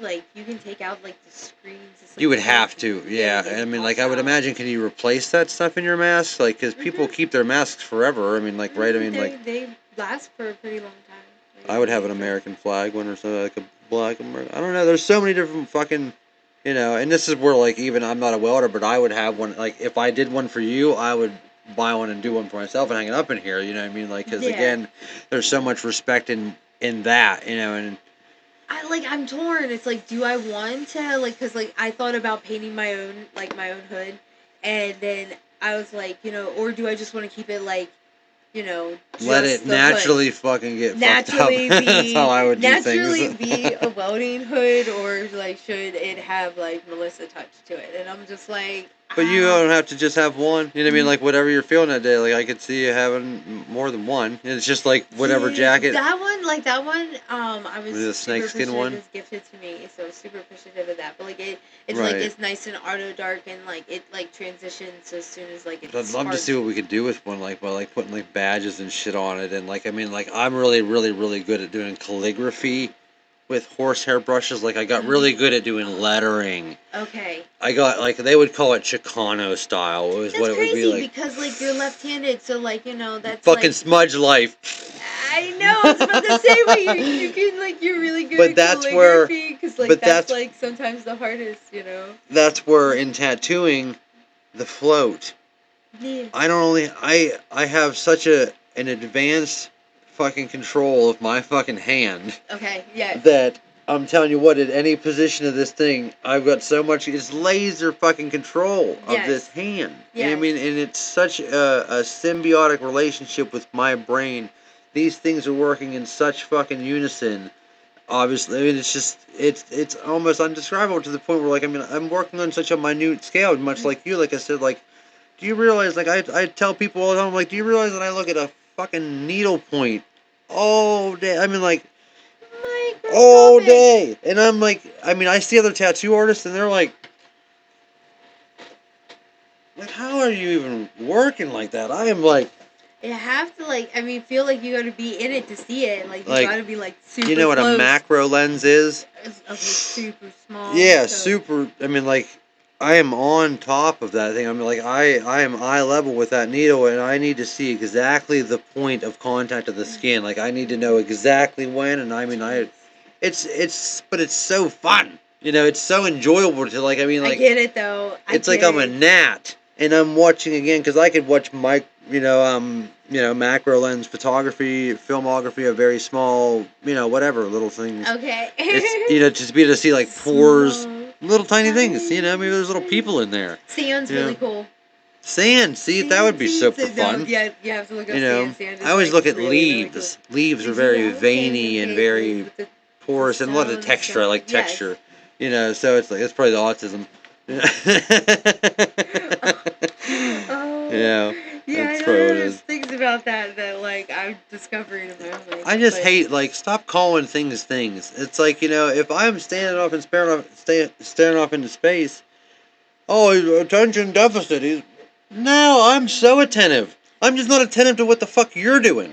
I'm attentive to the fucking light years So beyond many where other you're at, things, so many sir. other things. You want to talk about the Grand Canyon? I'm on the moon. You know what I mean? Like, it's just, what are you calling it? Because it's a matter of perspective. I mean, the Grand Canyon, though, the Colorado River did not dig out the Grand Canyon. I will take every bit of blame that I really kick myself in the ass for not being far more interested in history, geography, science, and biology were the two things that interested me the most. I the other paid stuff, attention so much in history. I always had hundreds. Like, it was crazy. Like, I would just follow history. I still do. I mean, I did fairly well in it, school, but like, it's just one-sided. I feel. But I'm No. so passionate about history now, and I never understood that. Yeah. I mean, things come back around. I said this fucking literally in the car to this kid that gave me a ride to the shop today. I'm like, because he got that Icarus. You know how fucking weird this is, that this is all happening today and right now in this time and space? It's actually not that weird if you understand the way of fluidity. 1 second. It's so weird. I did that tattoo of that Icarus, you know what I mean? The one who flew too close to the sun, Yeah. Well, I've actually said that. I'm like, yeah, she's real hot. Flew too close to the sun. Fucking wings melted. I mean, like, essentially, I didn't know that saying was tied into Greek mythology. Yeah, there was like another connection. Had no idea, but today that presented itself, and then just now, just you. So it's like, it's just so weird that the history of things now, while it's so relevant, like, I literally told him, like, boy, man, like, earlier, if I'd have just realized how much history really does, like, you hear that, history repeats itself, it's like, boy, how fucking well prepared are you for the future if you really understand and respect that? Because it might not be everything. You got to be able to read between the lines. What has happened? But between society and the way that things shift and just the way that the world works, it's like, boy, if you take a hard look at beyond. Go ahead. But nothing will matter in like 100 years. I mean, nothing will matter. You could almost hope for it not to. Like anything, like nobody that you would know would live, until 100 years. Like there'll be a recycle. Who was it? It's just recycled. It was Mark Twain. That his autobiography, he in writing swore that it would not be released until 100 years after his death. You know what I mean? Yeah, because then nobody would know. Right. And of course, I'm sure everybody was like, what the fuck is in that? Yeah. Like, who's hanging on? Like, oh, no. Fuck. I need to know. And I think they might have even delayed it at one point. Maybe that's why. But yeah, it's an interesting thought to, like, again, there's this wash. No matter what we do, it does not matter. I mean, like, I can tell everybody. I mean, we're leaving this stuff here. This stuff might still be here for somebody to find. Again, like, your creations will still be there for somebody to find, but it'll be washed of your interpretations. It might even be washed of your name. It might be washed of who you are. It's just there for somebody else to put a whole new thing on it. Figure it out. And just like the pyramids, like, oh yeah, that's... How the fuck do you know? You're just making shit up. You're really just making shit up. That is the biggest conspiracy ever, the pyramids. I've always had such a fascination. I used to, like, live near the local library, so I would go to the library a lot and, like, rent out, like, books, and it was great. Yeah, but the pyramids are, like, they're old. They're old, and they go beyond time, and they found chambers, I think, and, like, pillars that go, like, 600 meters. That has to be real, right? I mean, I hate to fucking... I mean, I don't believe too understand much why of it took things, so long but to do, but okay. well, because this LiDAR I get thing is it. fairly new, and it's weird because this was something that, my buddy was telling me about, because this LiDAR is used all over the place. This is not common knowledge that this technology exists, but they do use it for military applications and for things. And to find that, and They can then to scan things know, that below the ground. They've been doing it for a long time. They've mapped the ocean floor. They can get through water, which is far more difficult to penetrate through with any kind of signal or satellite than fucking dirt. oh, You know what I mean? Like you said, they can scan your fucking metal and they can find a pocket of pocket air in of it. air, yeah, You know what I mean? You're telling me that, you know what I mean? So if they can map the ocean floor with satellites, then they can certainly understand what's below surface level shit and see solid structures. And it doesn't, I don't know what is even made of. That's what we don't know. Is like, I mean, they're pillars. Are they stone? Are they rock? Are they metal? Are they, And or is there more underneath the earth? Is it all like buried and like flooded out? Well, over And, like, is there, time, like, mud and the washed process out? that our planet has gone through Yeah, over like, time and cycles of just Earth being history, yep. overdrawn, And, like, layers. I mean, we It's all layers. understand that we're living on a constantly reconstructing and forming piece of material. I mean, like whatever it is, it's a lot of different things, but I mean, there's a constant Mother shift of Gaia. things, Yeah. and so I mean, like now there's obviously hard evidence, which, like I said to you on the fucking porch when you got here, Graham Hancock and Randall Carlson were the two that essentially kind of led the forefront in the last 20, 30 years of talking about this stuff about ancient civilizations, and everybody wrote it off as a bunch of bullshit. And it's like they brought real people in and said, look at the erosion on these pyramids and these structures that are in Egypt. This is not sand or wind erosion. This is clearly water erosion, which if you date these pyramids to where you wrote all your history books on, there's no water anywhere near this fucking place. So where did how these structures were here when there was water here? That tells you that these were here long before your Egyptian population. But there's too much politics and there's too much tourism and there's too much money involved in the Egyptian people. I mean, you take them pyramids out of the Egyptian fucking culture and history, what do they got? That's their whole thing. Yeah, like how the caps are eroded on top. That's like the reason why it's like shaped like that. It's like the break of every time waves would hit it on top of the peaks. Oh, of really? The See, I never heard that. That's and then fascinating. there was golden caps that were on the top, and it was covered in alabaster stone, so they were like white. And then they had like golden caps on top.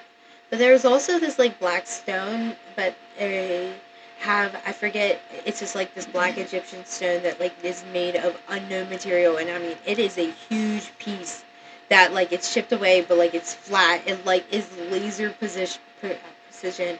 Like there's no way.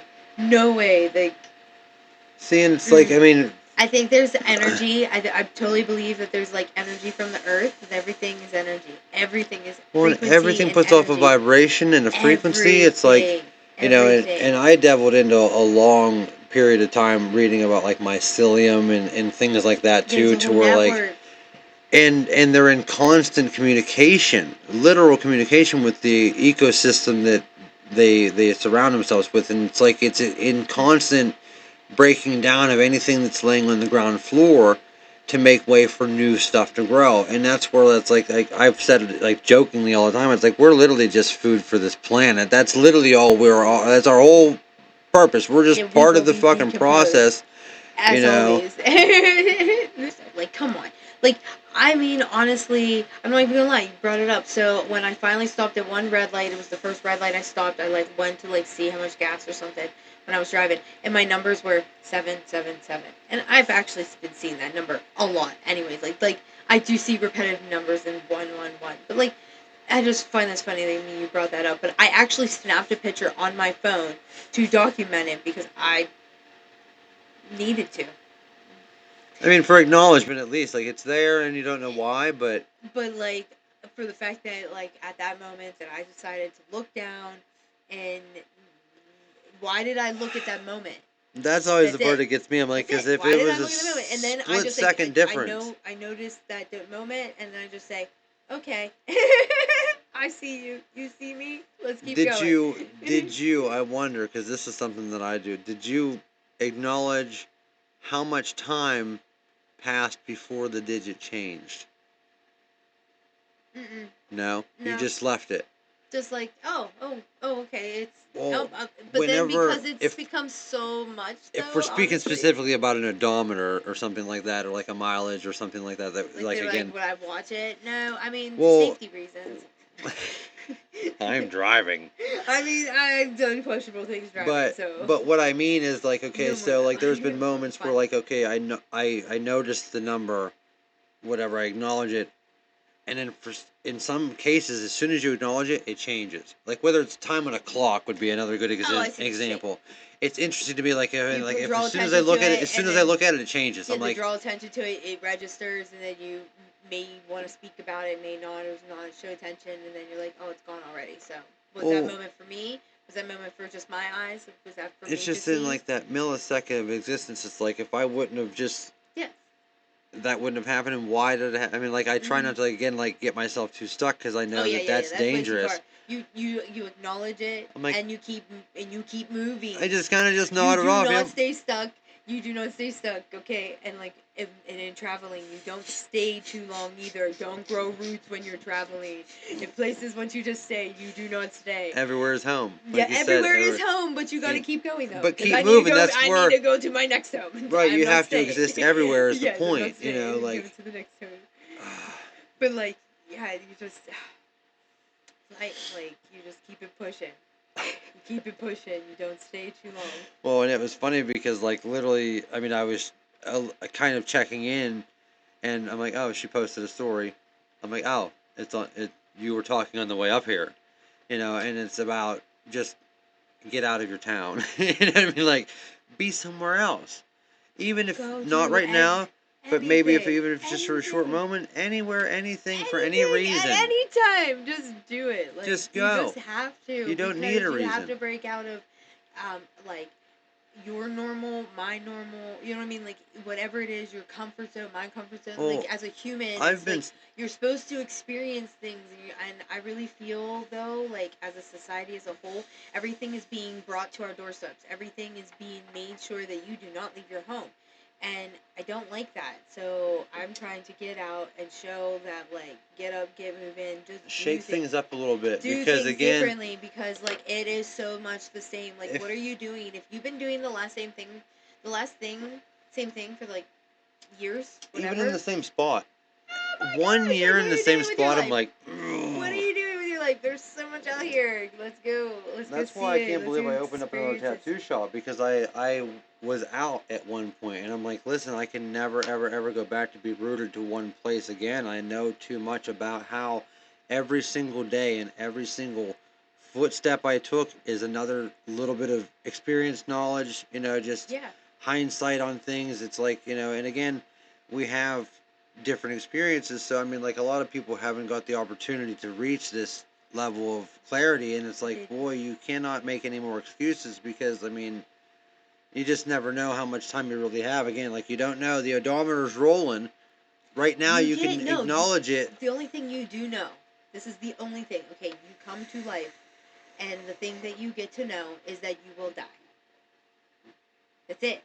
You get to know, hey, listen, you can do anything you want. Just know you will die. Here you go. Welcome.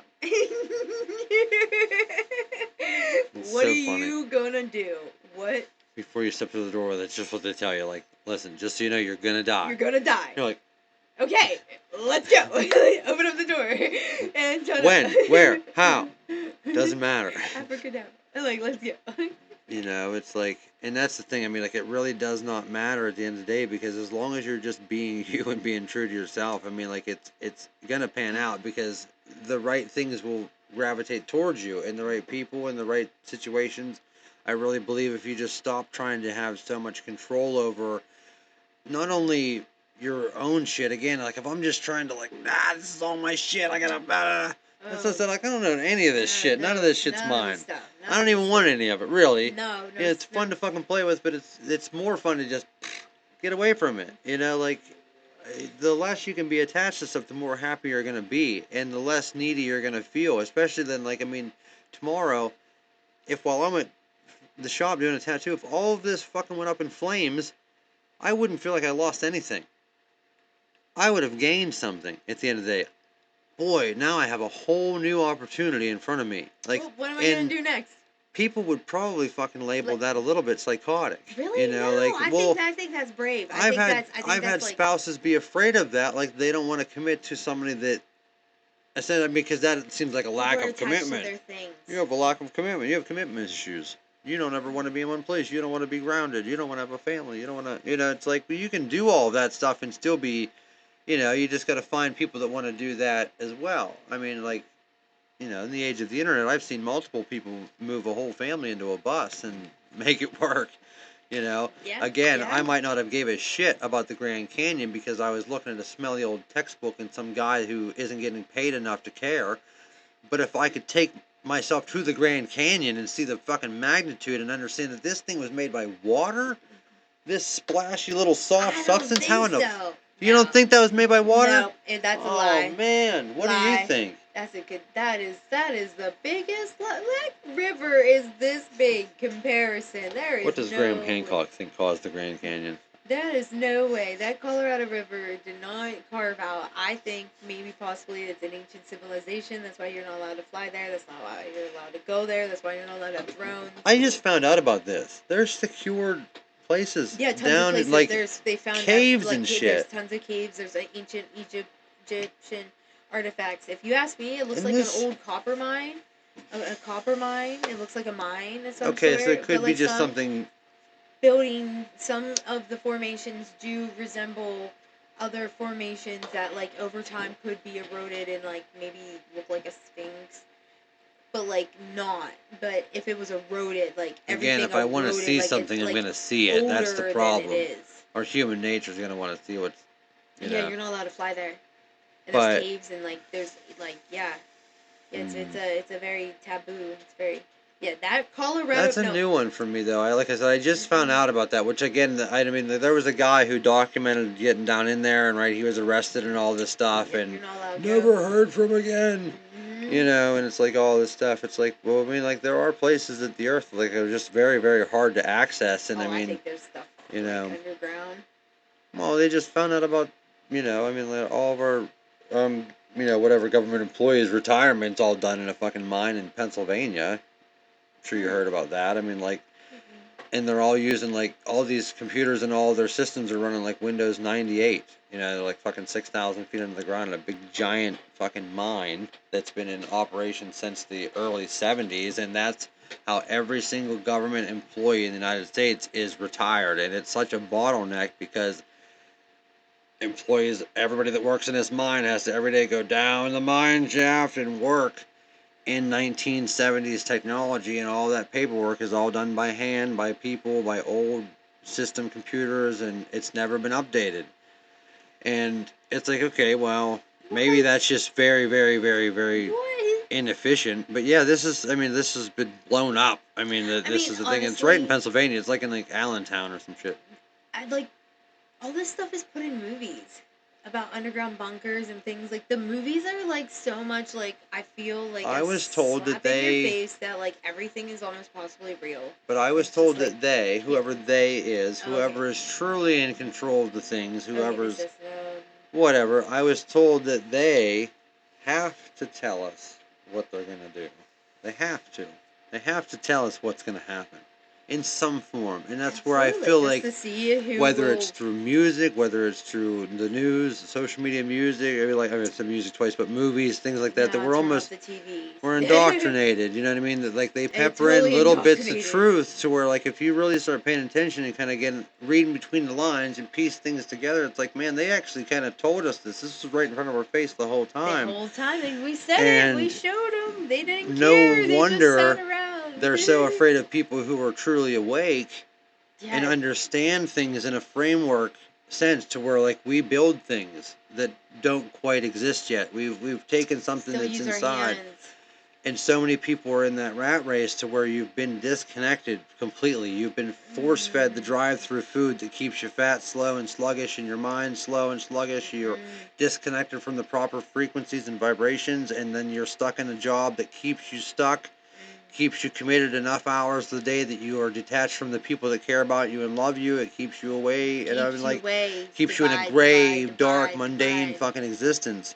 you know, and they don't want people out. They try to deter people from going out, and that's where again we talk a lot, me and my buddy Brian, off air, because it's, I don't know, we probably talked about it on air too, but the weather control.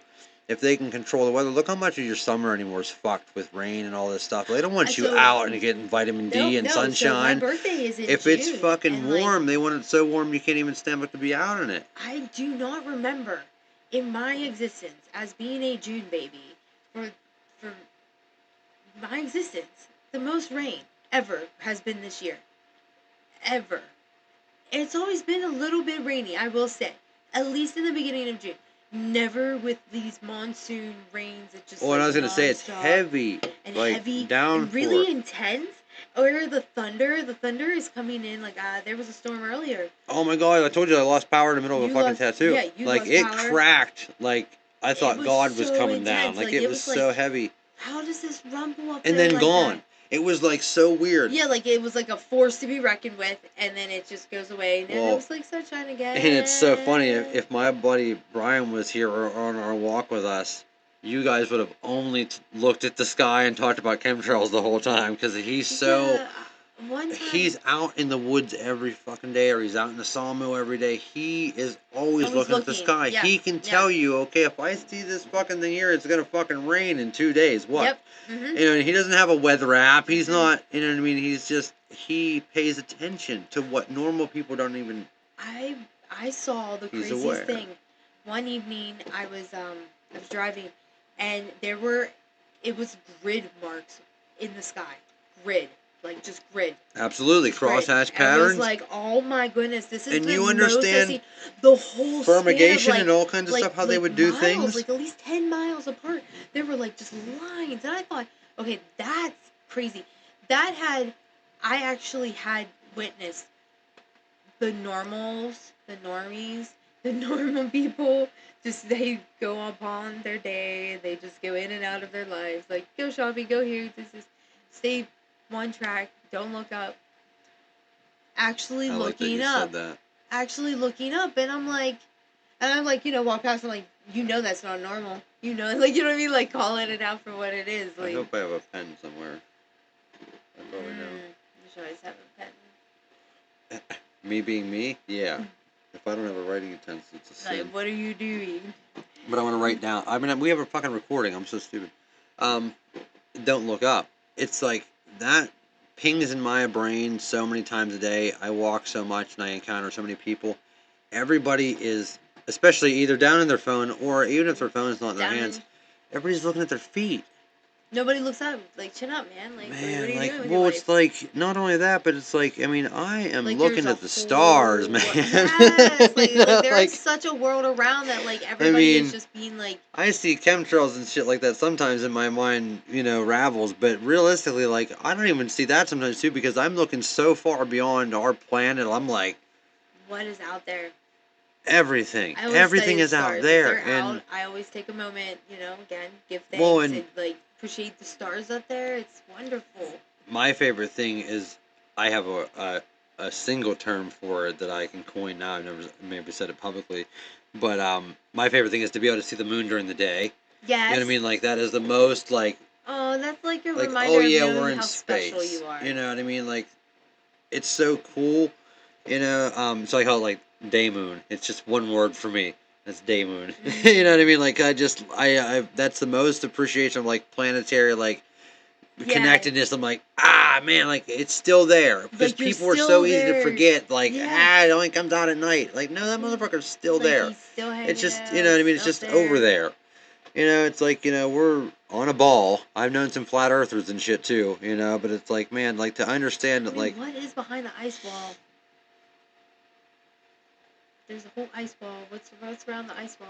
I think a lot of people still believe that we're still, like, in a floating space, or it's just on somebody's table somewhere, you know what I mean? Which would be like, I don't know what that would be considered. I mean, the stars, like, the top of, like, a cup where somebody poked holes in, and that's what we are, the stars. I think people nowadays, with the technology and understanding that it kind of devils into a little bit of the stimulation thing too, is that I would think that, like, they think a lot of it is a projection. They think that holographic. Yeah, it's holographic. It's a simulation. It's like you start thinking of one thing, you're gonna see it. You just start programming that way. And well, and again, if you are just and an you have to- absolute denier of all things are fake and a conspiracy, you know. So again, it's like you're then off the deep end to where you have to have the balance where you have to be able to say, okay, have to stay well, grounded.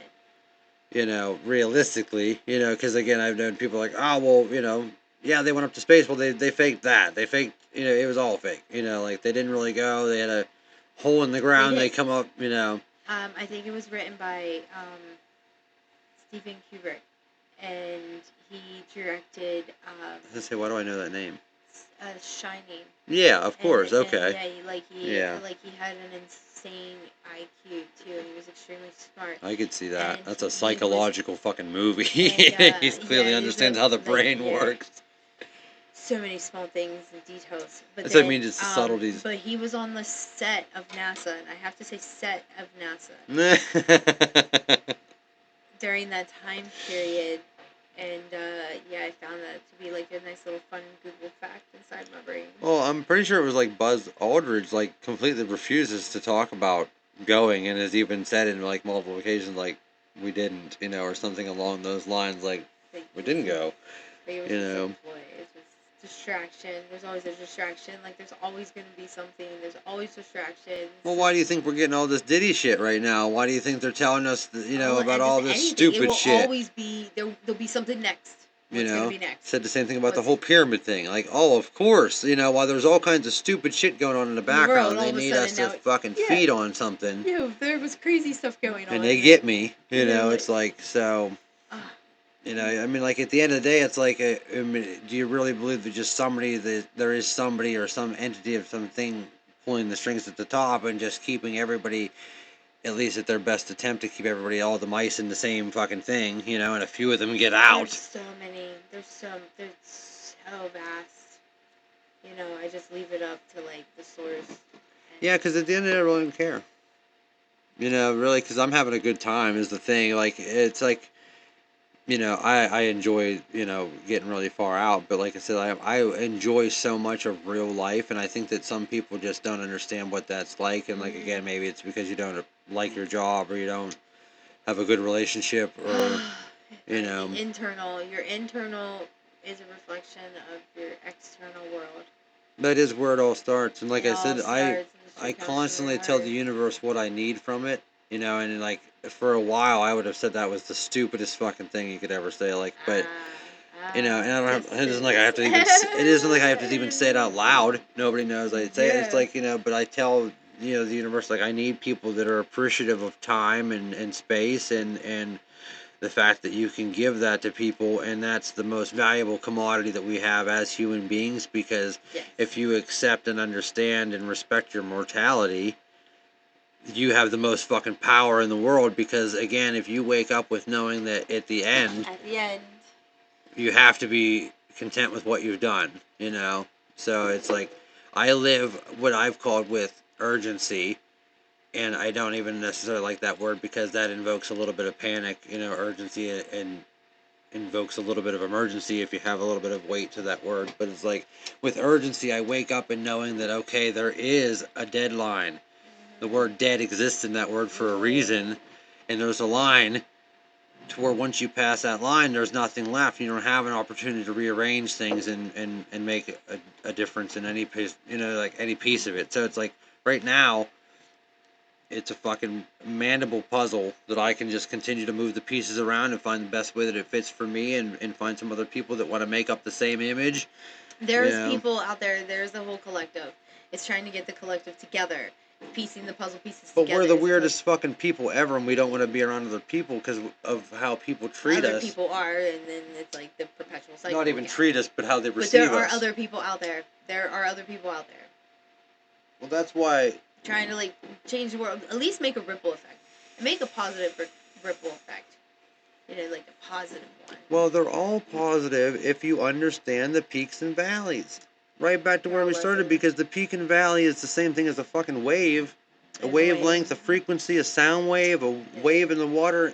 Boy, how they all are the same thing. You know what I mean? It's like you're going through the damn motions, sometimes your head's above water, sometimes you're fucking holding your breath and just waiting. Like, just, yeah, and that's Either it. You way. can't, and you know what? Like, you can't worry. Well, worrying would You be like can't flailing. worry. You cannot worry. There's so much worry and fear. And, like, you can't have fear.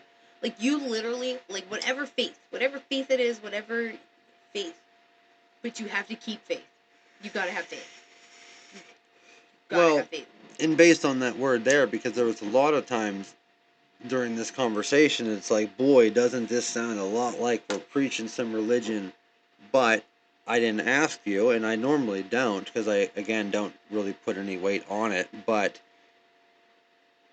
no matter what you believe, no matter what your God is, or who your God is, or whether you believe in one at all, in the framework of all of it, we all have a moral compass, and we all have to agree, well, at the end of the day, we do have very similar agendas and what we expect people to do to us, and all that bullshit. But it's like, like,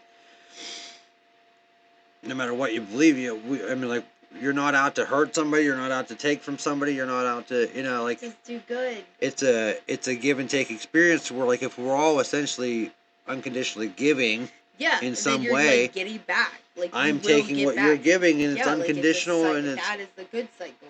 And it's effortless. I mean, like, how hard is it to just, not. I mean, like, it's not. I mean, I hope that it's not. Like, again, like, I feel like sometimes I'm like, man, are we just a small percentage of people that have got it? Like that. There's more that has it. There has to. There's more. Well, and this is another reason that this is so cool, because I've been lucky enough that I've said that, like, tattooing is my singularity in my universe, to where it's almost like a black hole, but it's almost like a white hole. It would be on the other side. So through tattooing, I've brought in so many people. It's attracted so many people from so many different places. Okay. And then through that, I mean, like, because we've all passed through each other essentially through this time and space together. Yeah. We're all different in some way, and in some cases, people might be different. Maybe they don't ever want to come back. Maybe they didn't like me at all. Maybe they didn't. It's not always going to be a good interaction. It's not always going to be, oh, we've learned so much from each other. I mean, again, learning is not always a positive experience or a negative one. You learn far more from the negative. Not to say go out there and, teach people hard lessons. Yeah. But you can, with softness and kindness and generosity, and, again, you have to just be aware that, like, you're going to get, nothing back sometimes, and how long can you do it? That's up to you. I can only do it for so long. How much you would have put in? Well, we all deserve to receive something, like, I mean, it doesn't matter who you are. I mean, like, we've all got flaws and problems, and we make mistakes, and we've all got our own bullshit. Nobody deserves to not have everything that they want. Have the day you deserve. Have the day you deserve. See, that has a little cunty spin on it. It's a tough one. It can be however it is. I've seen it on some flags, and I paused and I said, fascinating. It could go both ways. That can be interpreted however you want. Thankfully, I know most days I deserve to have a really good day, because I really care about making sure that every interaction that I have at least projects other people having a good day. Elevated, lifted. Rise up. Yes. See, I wanted to stop working with the public, so that is why I also became a welder. I didn't realize that I would fall in love with putting a welding hood on, a helmet on. And what were you doing again before that? I forget. I mean, you had various careers. Obviously, most of them working. I cooked food with people. It was an interesting gig. It was a very interesting setup. Like, I managed a snack shop, and it was like my little baby, and I just took care of this place. Yeah, we talked about this off air, right? See, we took that long walk and stuff. So yeah. The snack shop. A snack shop. I essentially called it a sugar drug dealer into a facility, and because That's what I did because I brought in snacks. Plus, I also cook food. And, I mean, I have a love, enjoy cooking food. I can cook mass quantities of food very quickly, actually, to prepare a meal to serve for, like, lunch. And I chose to, like, not work with people. What kind of stuff were you preparing, just out of curiosity? What kind of food? Just like a menu. Like, maybe one day if I found, like, a brisket on sale, like, a decent...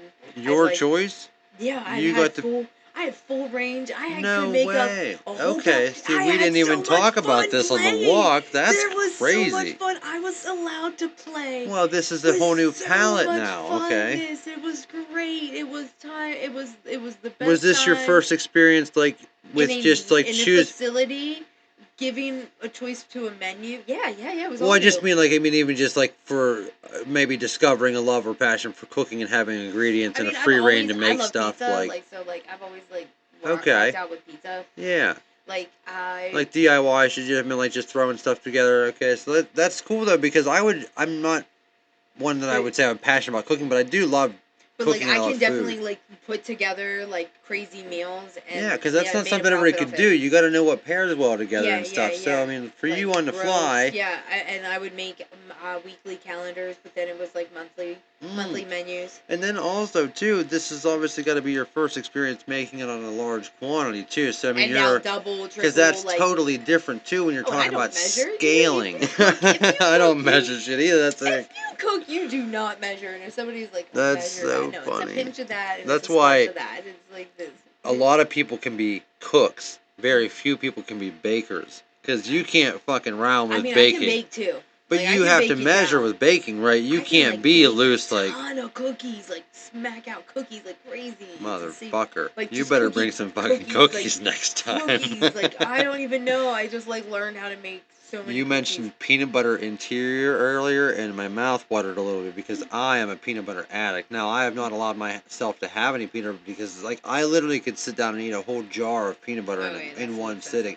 It's probably not good. That's probably. I can fucking peak my protein, though, because it's a lot of fucking protein. I can burn the fat. There's probably a lot of other stuff in there that I don't want to know about that would probably fuck me up. I noticed my skin's a hell of a lot better, too, since I stopped eating peanut butter. But I'm big on smoothies. I have like a NutriBullet, and like that's essentially where it started. They're fun. Yeah. Whenever I have, myself on the right kick, I'm not eating peanut butter. I'm not indulging. I'm using it for the right reasons. But anyway, yeah, cookies, peanut butter cookies. Peanut butter cookies. Yeah, like Keep I can that in bake mind. too. So.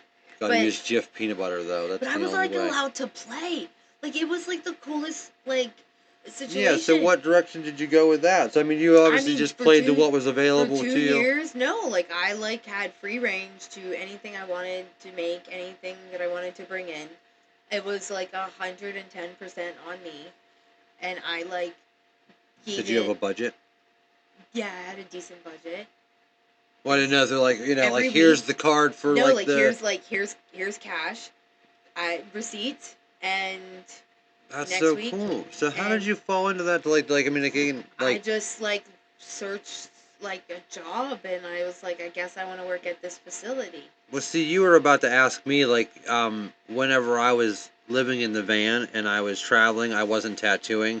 Because, again, I have a moral code to the tattoo thing that it has to be a sanitary environment. It's got to be the right way. So I wouldn't allow myself to subject the art to that environment, especially like I have a cat living in my van and his litter box is right over there under my bed, right where my pillow's at. It was a good choice of fucking layout. Luna liked it. Anyway, so, I mean, what I would do is I would just utilize, again, resources. I'm big on resources and I'm very resourceful. And it doesn't matter where I'm at. I can walk into any place and I can guarantee you give me one day, give me a couple hours, I could have 3 jobs to choose from by the end of the day because I'm good at just talking to people and I can relate, like make it personal. Yeah, so, but what I would do is that I like to have a little bit of security while I'm also living very freely. So what I would do is I'm very upfront and transparent. Whenever I go to work at these jobs, I would find jobs on Indeed wherever I wanted to be next. Okay, yeah. So Yeah, I would just yeah. Google search, okay, Nashville, Tennessee. I want to stay there for a couple weeks or a month, maybe. I'm going to find a job down there. That's so Maybe I want to cool. go to Alabama. Like, okay, I can work in QC. I can do that. I'll fucking work at a Dollar General. I mean, like, whatever I can find. Usually something interesting, also something that I have just a very small bit of knowledge in it, so that I can go and learn something new. And that's where I've now learned so many applications of different things. And like, I was very close to living in Charleston, South Carolina, working at this fucking extreme sports amusement park where they did like zip lining and skydiving, all this like rope swings. I'm like, can I bring my GoPro to work? And they're like, fuck yeah, please. You know what I mean? Like, I would have been, extremist YouTube channel. I mean, that was that close to happening. I just ended up not wanting to stay in South Carolina. It's so fucking humid in South Carolina. I broke down in South Carolina and ended up using all my resources to just come back to PA, and here I am. But so like I was, just kind of floating around a little bit, and like, I would just find jobs a couple weeks or months ahead, and whenever I would start at a place, and I would just tell them what I am. I'm like, listen, like, luckily this was post-COVID.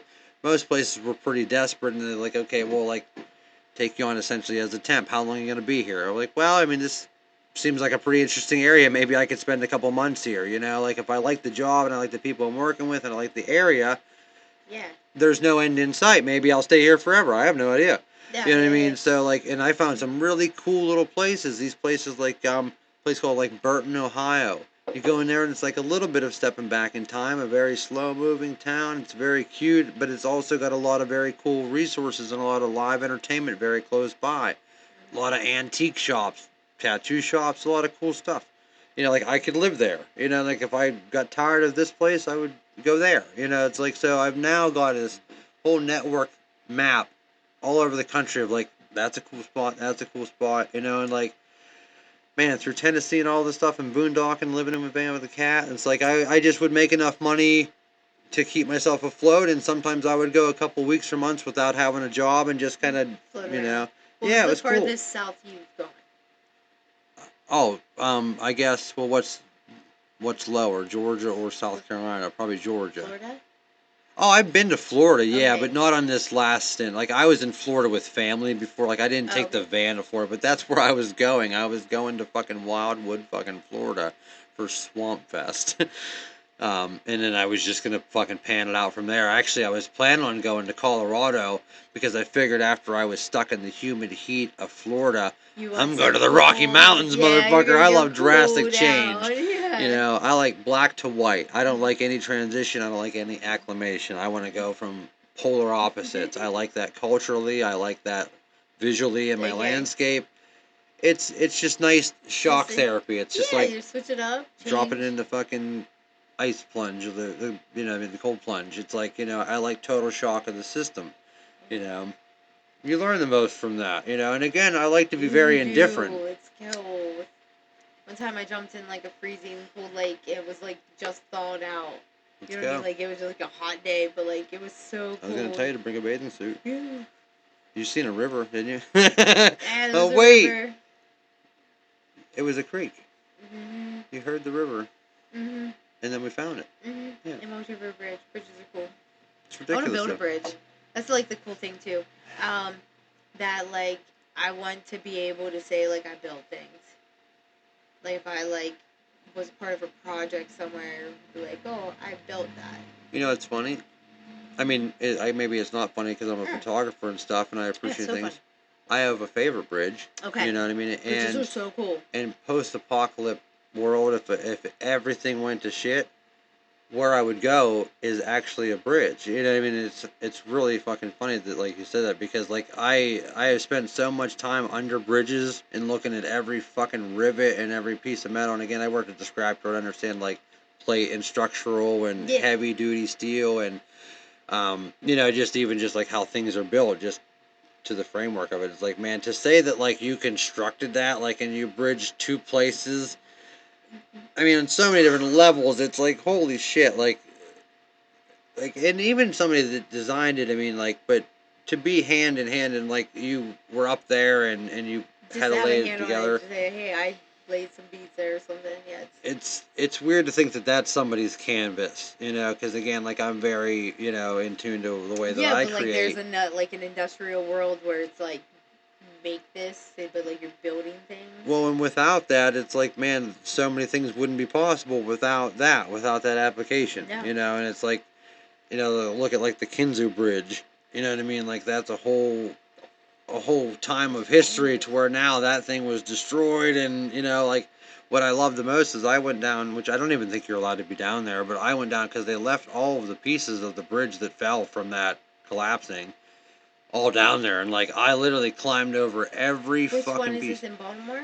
No, the Kinzer Bridge is in Pennsylvania. It's Mhm. within fucking driving distance of where we're at right now. It's right in the Allegheny National Forest. Kinzu Sky Bridge. Now it's a skywalk thing. Oh yeah, I know. What It you're was talking taken about out by now. a storm, but it was a feat of wonder. I mean, Like, absolute. how did you guys build that? Like, piece by piece? You just I'm brought sure it up, so many people were like, "Are welded you it up, fucking up, crazy?" And then up, and you just keep building it higher and higher and higher. Imagine and higher. how many people told him that there's no fucking way you can build a bridge across there. Like, the amount of steel, the amount of weight, the amount of Everything, manpower, like everything, all of it.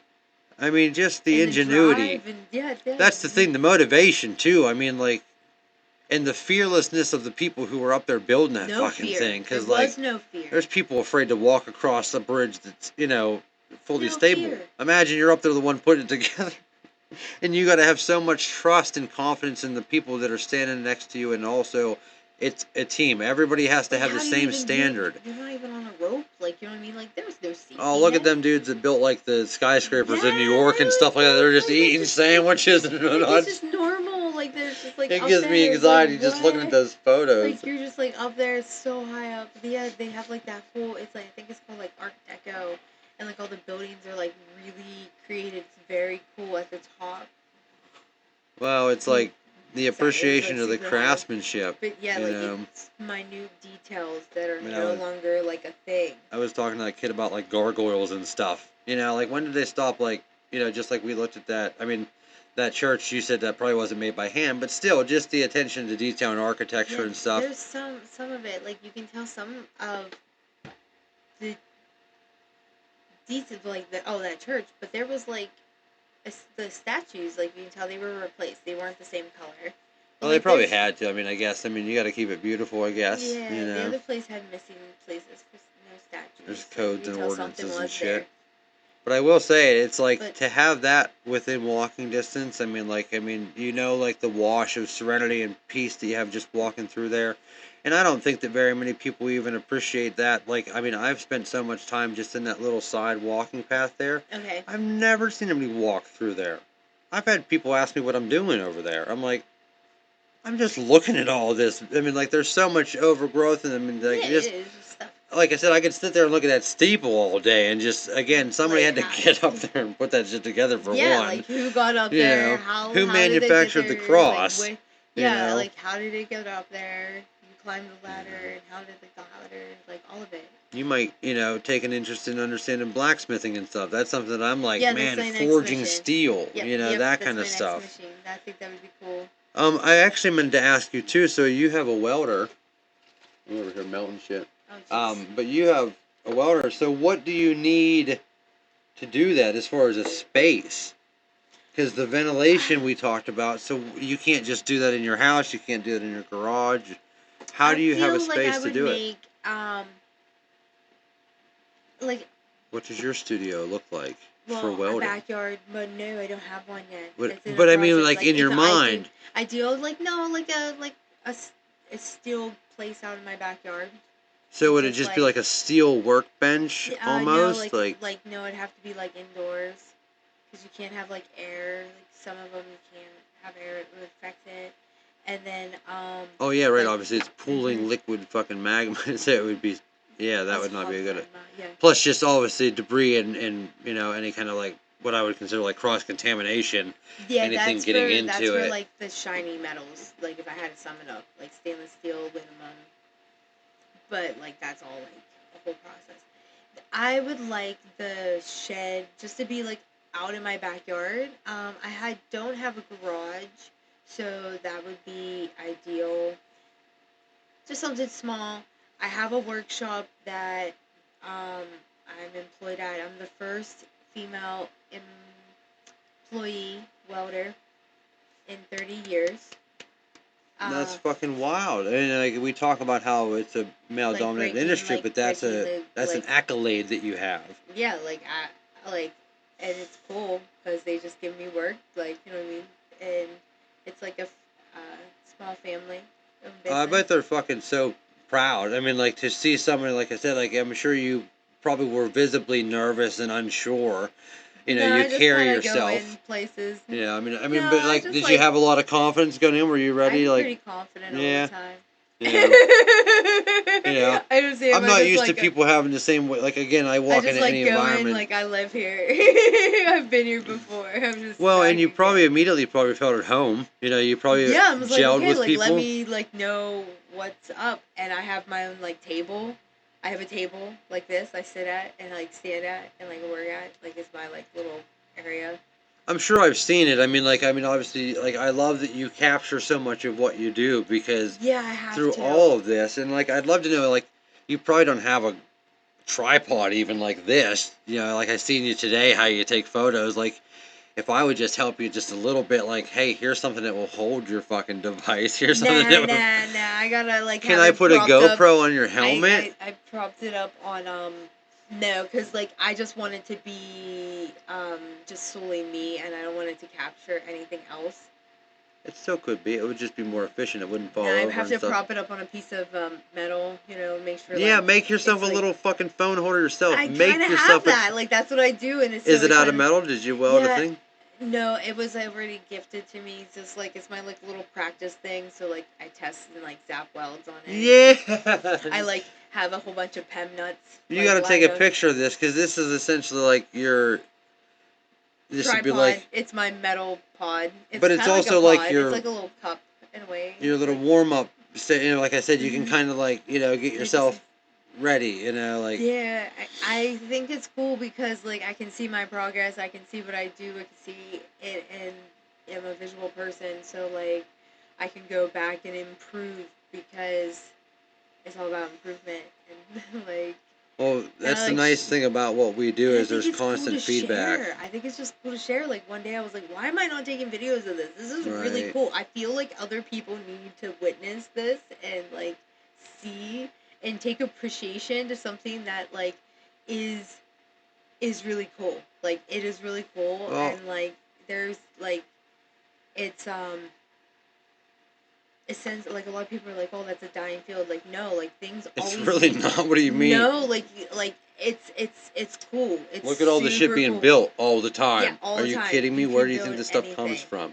The Dickinson Center's over here. How much fucking metal is in that place? The framework of that building. I mean, it's fucking 7 or 8 floors. It's a beautiful thing though to see. I love to see the ribs of something and to see things being put together and things manufactured because you like to believe that we are not making things as a society or whatever, as a country. A lot of people say, we don't make anything. We really do. I mean, I don't know how much of the steel comes from China, but still, you got to put it together here. I mean, we're obviously manufacturing stuff here. You're proof of that. You're busy. You know what I mean? It's not your jobs are falling off, so I mean, there's I think a bigger demand for it than people realize, and I think that if you'd step out of your comfort zone and even just take a peek into some industries, you'd learn that there's actually a lot of fucking need for it, and they'd say, hey, you're interested? Come on in. It's just like with tattooing. I mean, in most cases, if you're genuine and you're motivated and you're serious about it, you're going to find someone that sees that and will take you under their wing, and it's hey, got you. Let me show you this way. Try this technique. Try it that way. Yeah, it's great. But it's just like I said, it's just the next chapter right now. That I'm on, I might try something new later on. I hope you do. I would hope that, you don't stay in one place. This will evolve. Because, again, you might be just learning to weld things so that you can start doing something else. And I mean, this might just be a footnote to what you actually are going to end up doing. Yeah. You just never want to sell yourself too short. Skies, all skies. So it's ceilings really good. Well, at first I was trying to figure out, how do I hang stuff? I'm actually, I don't want to hide any of this. You know, like I'll put my sound dampening and where I need things, and you know, it's like, but realistically, like, again, same thing. I want to see the ribs of it, and that's where, like, when my buddy's like, "Man, you should really insulate that." I'm like, "Oh, with that blue foam? No." Yeah, and then like. Figure it out. We'll do the late night show. You know, figure it out. We'll get. Yeah, I know. I just realized like the ventilation. chimneys up there. That's pretty cool. That's pretty Well, we can take a moment and stretch. My fucking ass is flat, but it's beautiful. You know, and again, like, you know, it probably could use maybe a better stabilization, but I really do love the character of it. Because again, they probably wouldn't do that way nowadays. I know. What time is it? I need to know the time. Yeah, it's probably late. 1 o'clock. All right. You want to wrap it up? Yeah. Yeah. What time is it exactly 1? 1:02, actually. 1:02? That's what I know exactly. It's been great. It's been Doesn't real. matter. Yeah, thank you so much for coming. As always, I'm sure we'll come up with something else to talk about. I'm sure something that we missed or didn't cover, but I can't thank you much, enough for your time. Just because, again, I know it's time is like that's like of the essence of anything, well, Like, and it's an energy exchange. I'm just so glad you This are is who cool. you This are, is a super cool and experience, Rhett. This is great. well, and if you wouldn't have started sharing what you're doing, I would have maybe never found you. Because again, like, I'm always looking for someone that has the same mindset and is trying to put the same kind of things into the world. So we crossed paths, we found each other, and I'm really happy for it. And I'm really glad that you share what you're doing with everybody, and I think more people should do that. Hopefully inspire, life is short and just live it. Like, do crazy things, get out your comfort zone, like you said. Get out of the comfort zone. I appreciate this. This is cool. Yep. Super Thank cool. you so much. All right, let's get out of here.